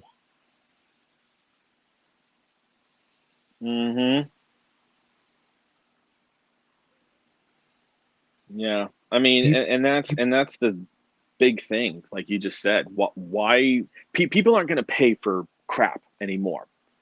I think that's where the viewing audience is wised up. They're not going to pay for crap anymore. You put out a good product, they will come. They will look at Shang-Chi and Spider-Man. Shang-Chi could have been done so much better and made a lot of money, but because it was marketed terribly and it was a terrible movie, Nobody wanted to see it. No, and who could blame him? I didn't even want to go see it. Mm-hmm. Same here. And, part of the blame could be looked at this way too. WandaVision. That didn't make me want to watch too many future Marvel movies or even TV shows. Yes, I also watched Hawkeye, but I still think Hawkeye would have been better served as a movie. Mm-hmm. And not about And Kate Bishop, but just about Hawkeye. Yeah. Hawkeye and his first meeting with Black Widow in Budapest. Mm-hmm. Oh, you and I have said that many times. Yeah, and I will continue to say it. And yes, vote with our wallets. If it's not good, or we see a trailer and we just got a bad feeling about it, don't give them our money. And the reason why I have the petition up here again, just like I did on Wednesday's Pop Talk, is because I wanted to give an update on how many signatures it currently has. The other day, it was approaching 1,000 signatures. Well, today, being Sunday, and the first time I showed it being Wednesday, it currently has 6,684 signatures. Doomcock has done a video on it. So, I know some people will say, well, what good is signing the petition? It's the principle of the thing. It's showing that 6,684 people don't want Kurtzman's version of Star Trek to be included with what came before it. Because it doesn't fit Gene Roddenberry's vision. It doesn't fit what we've been given before.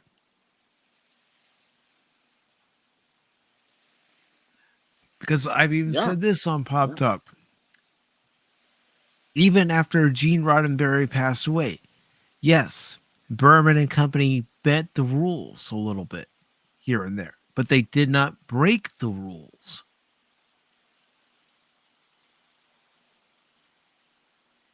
Yes, some of the writers from the Berman era said, if there weren't so many rules in place, we would have loved to have taken the show in so many different directions, but because they respected Gene Roddenberry's vision, they kept to the rules that were in place to the best of their ability.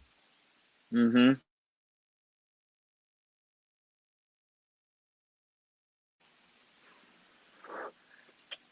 And I think that's where, and I'm going to say this, and people are probably going to be upset and probably like, Patriot, how dare you? I will say this, at least we could say the JJ verse was terrible. Khan was terrible. All these things were terrible. But at least they made it known that it was an alternate reality. It was an alternate universe that it happened in. So you can love it or hate it. You might have hated Benedict Cumberbatch's Khan and thought that was stupid. It was in an alternate reality. You could say, the whole plot of Beyond, that was stupid. It was an alternate reality. So at least with the JJ verse, I can appreciate the fact that they never said this is prime Star Trek canon. They make it clear in the first movie, this is an alternate reality we are in, which means everything that happens is not going to be the same as what happened in the prime. You're not going to get the classic battle of the Mutara Nebula from Star Trek II Wrath of Khan in Star Trek Beyond. You're not going to get that because it's its own separate entity. And at least with the JJ verse, when they made those 3 movies, I can appreciate that because they kept it separate. Sure, they might have had similar names, similar events to a certain degree, but it was still its own separate entity. I can appreciate that at least. That's out of the box thinking where, okay, what if they did find Khan and they secretly enrolled him in Section 31? And then Khan basically kind of, became kind of like a terrorist to a degree because all he wanted was to be with his family again. Like as he speaks, all he wanted was him and his family to be on their own and everything. But Starfleet kind of pushed him to the point where he had to do what he did and everything. You could hate it. You could say it's terrible writing, but at least it's original. It's out of the box thinking. Yep. In a separate timeline. I can appreciate that. Again, good or bad, at least you're thinking outside the box with it, at least in terms of, like what Mike and I have done with movies, how when it comes to Star Wars and Star Trek, we've on Pop Talk before talked about, oh, what if this happened? What if that happened? Well, that's what they did in the JJ verse. And again, love it or hate it, it's different thinking at least. So it is original thinking to a degree within a franchise. And I'm not against it. It could be terrible, but I'm not against original thinking and thinking possible alternate scenarios of how events could unfold. Well, it's like when we were talking on Wednesday's Pop Talk about, Kirk getting into the captain's chair of the Enterprise D and having him take command of the Enterprise D for a short while. Mm-hmm. I mean, I think it would have been a very, very impactful scene. You have Captain Kirk in that center chair, and you have someone like Worf who would probably go, "This is a great honor." And, Riker, you could have, Kirk there, the character that Riker's pretty much based off of, be right there. And, Kirk could even tell Riker about his exploits with a few Orion women. Yeah. I mean, that's the beautiful thing, I think, is that, again, it is Star Trek, and I know Doomcock and Gary and many others, including me, think the JJ verse is crap.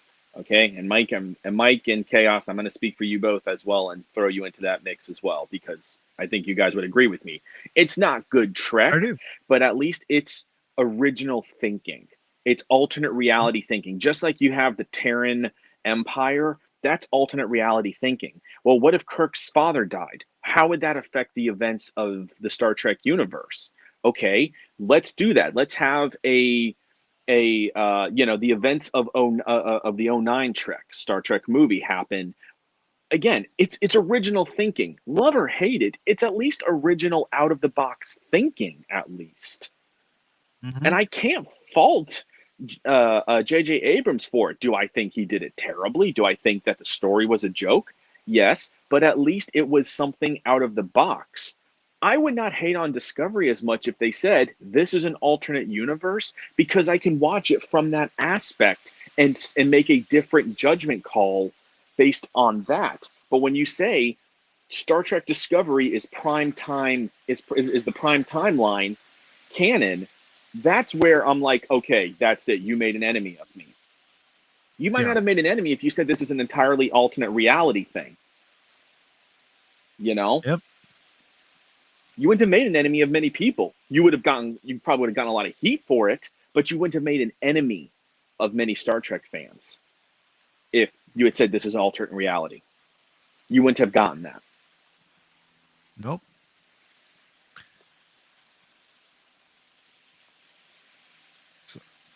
So I think on that note, we are going to go ahead and wrap up this Sunday edition of PACIFIC414 Pop Talk.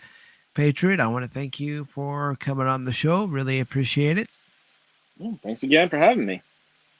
Not a problem. I also want to thank TKO for coming on, but I also want to take the time to thank everybody who came into the chat and left a like and share and just watched even for a few moments. I want to thank Pop Culture Mechanic. Thank you very much. I also want to thank the Padawannabe.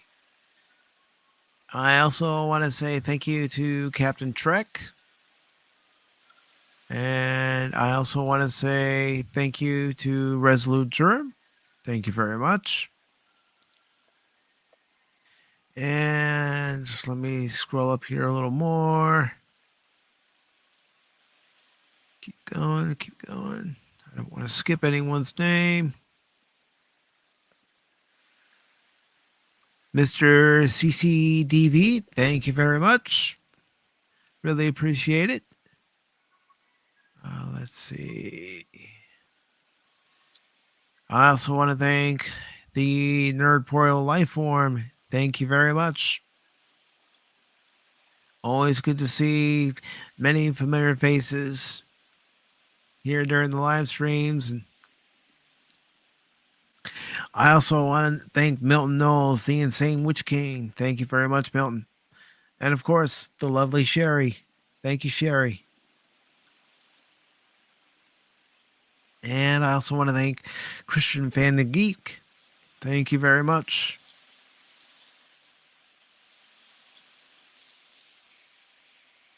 And let's see. Is that everybody?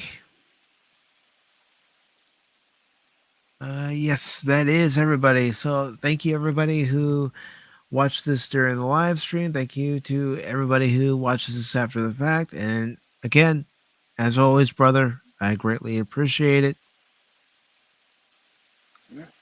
I always appreciate it when you have me on. All right. And with that being said, I wish you all the best rest of your Sunday, especially heading into the week. Hope it's a good week for everybody. And I will probably be back with my live stream. I want to say around 10:30 tomorrow night when I give my non-spoiler review of the Batman. But let's just say 10:30, 10:45 is when I'll go live for that. Is there anything you'd like to promote real quick? I mean, nothing at the moment. Just for anyone who has not subbed to my channel, would greatly appreciate it. I haven't put out any content in a bit just because I haven't been in a position to pretty much get comfortable enough to do a live stream. Like I don't have a proper setup. Like I'm doing this from my iPad right now. So, and it's hard to host a live stream from an iPad, and I don't have a good comfortable place to sit down and have a laptop, mouse set up and everything. So, but I'd be honored if you joined, just subscribe to my channel and checked out a lot of the vids and the live streams I did in the past.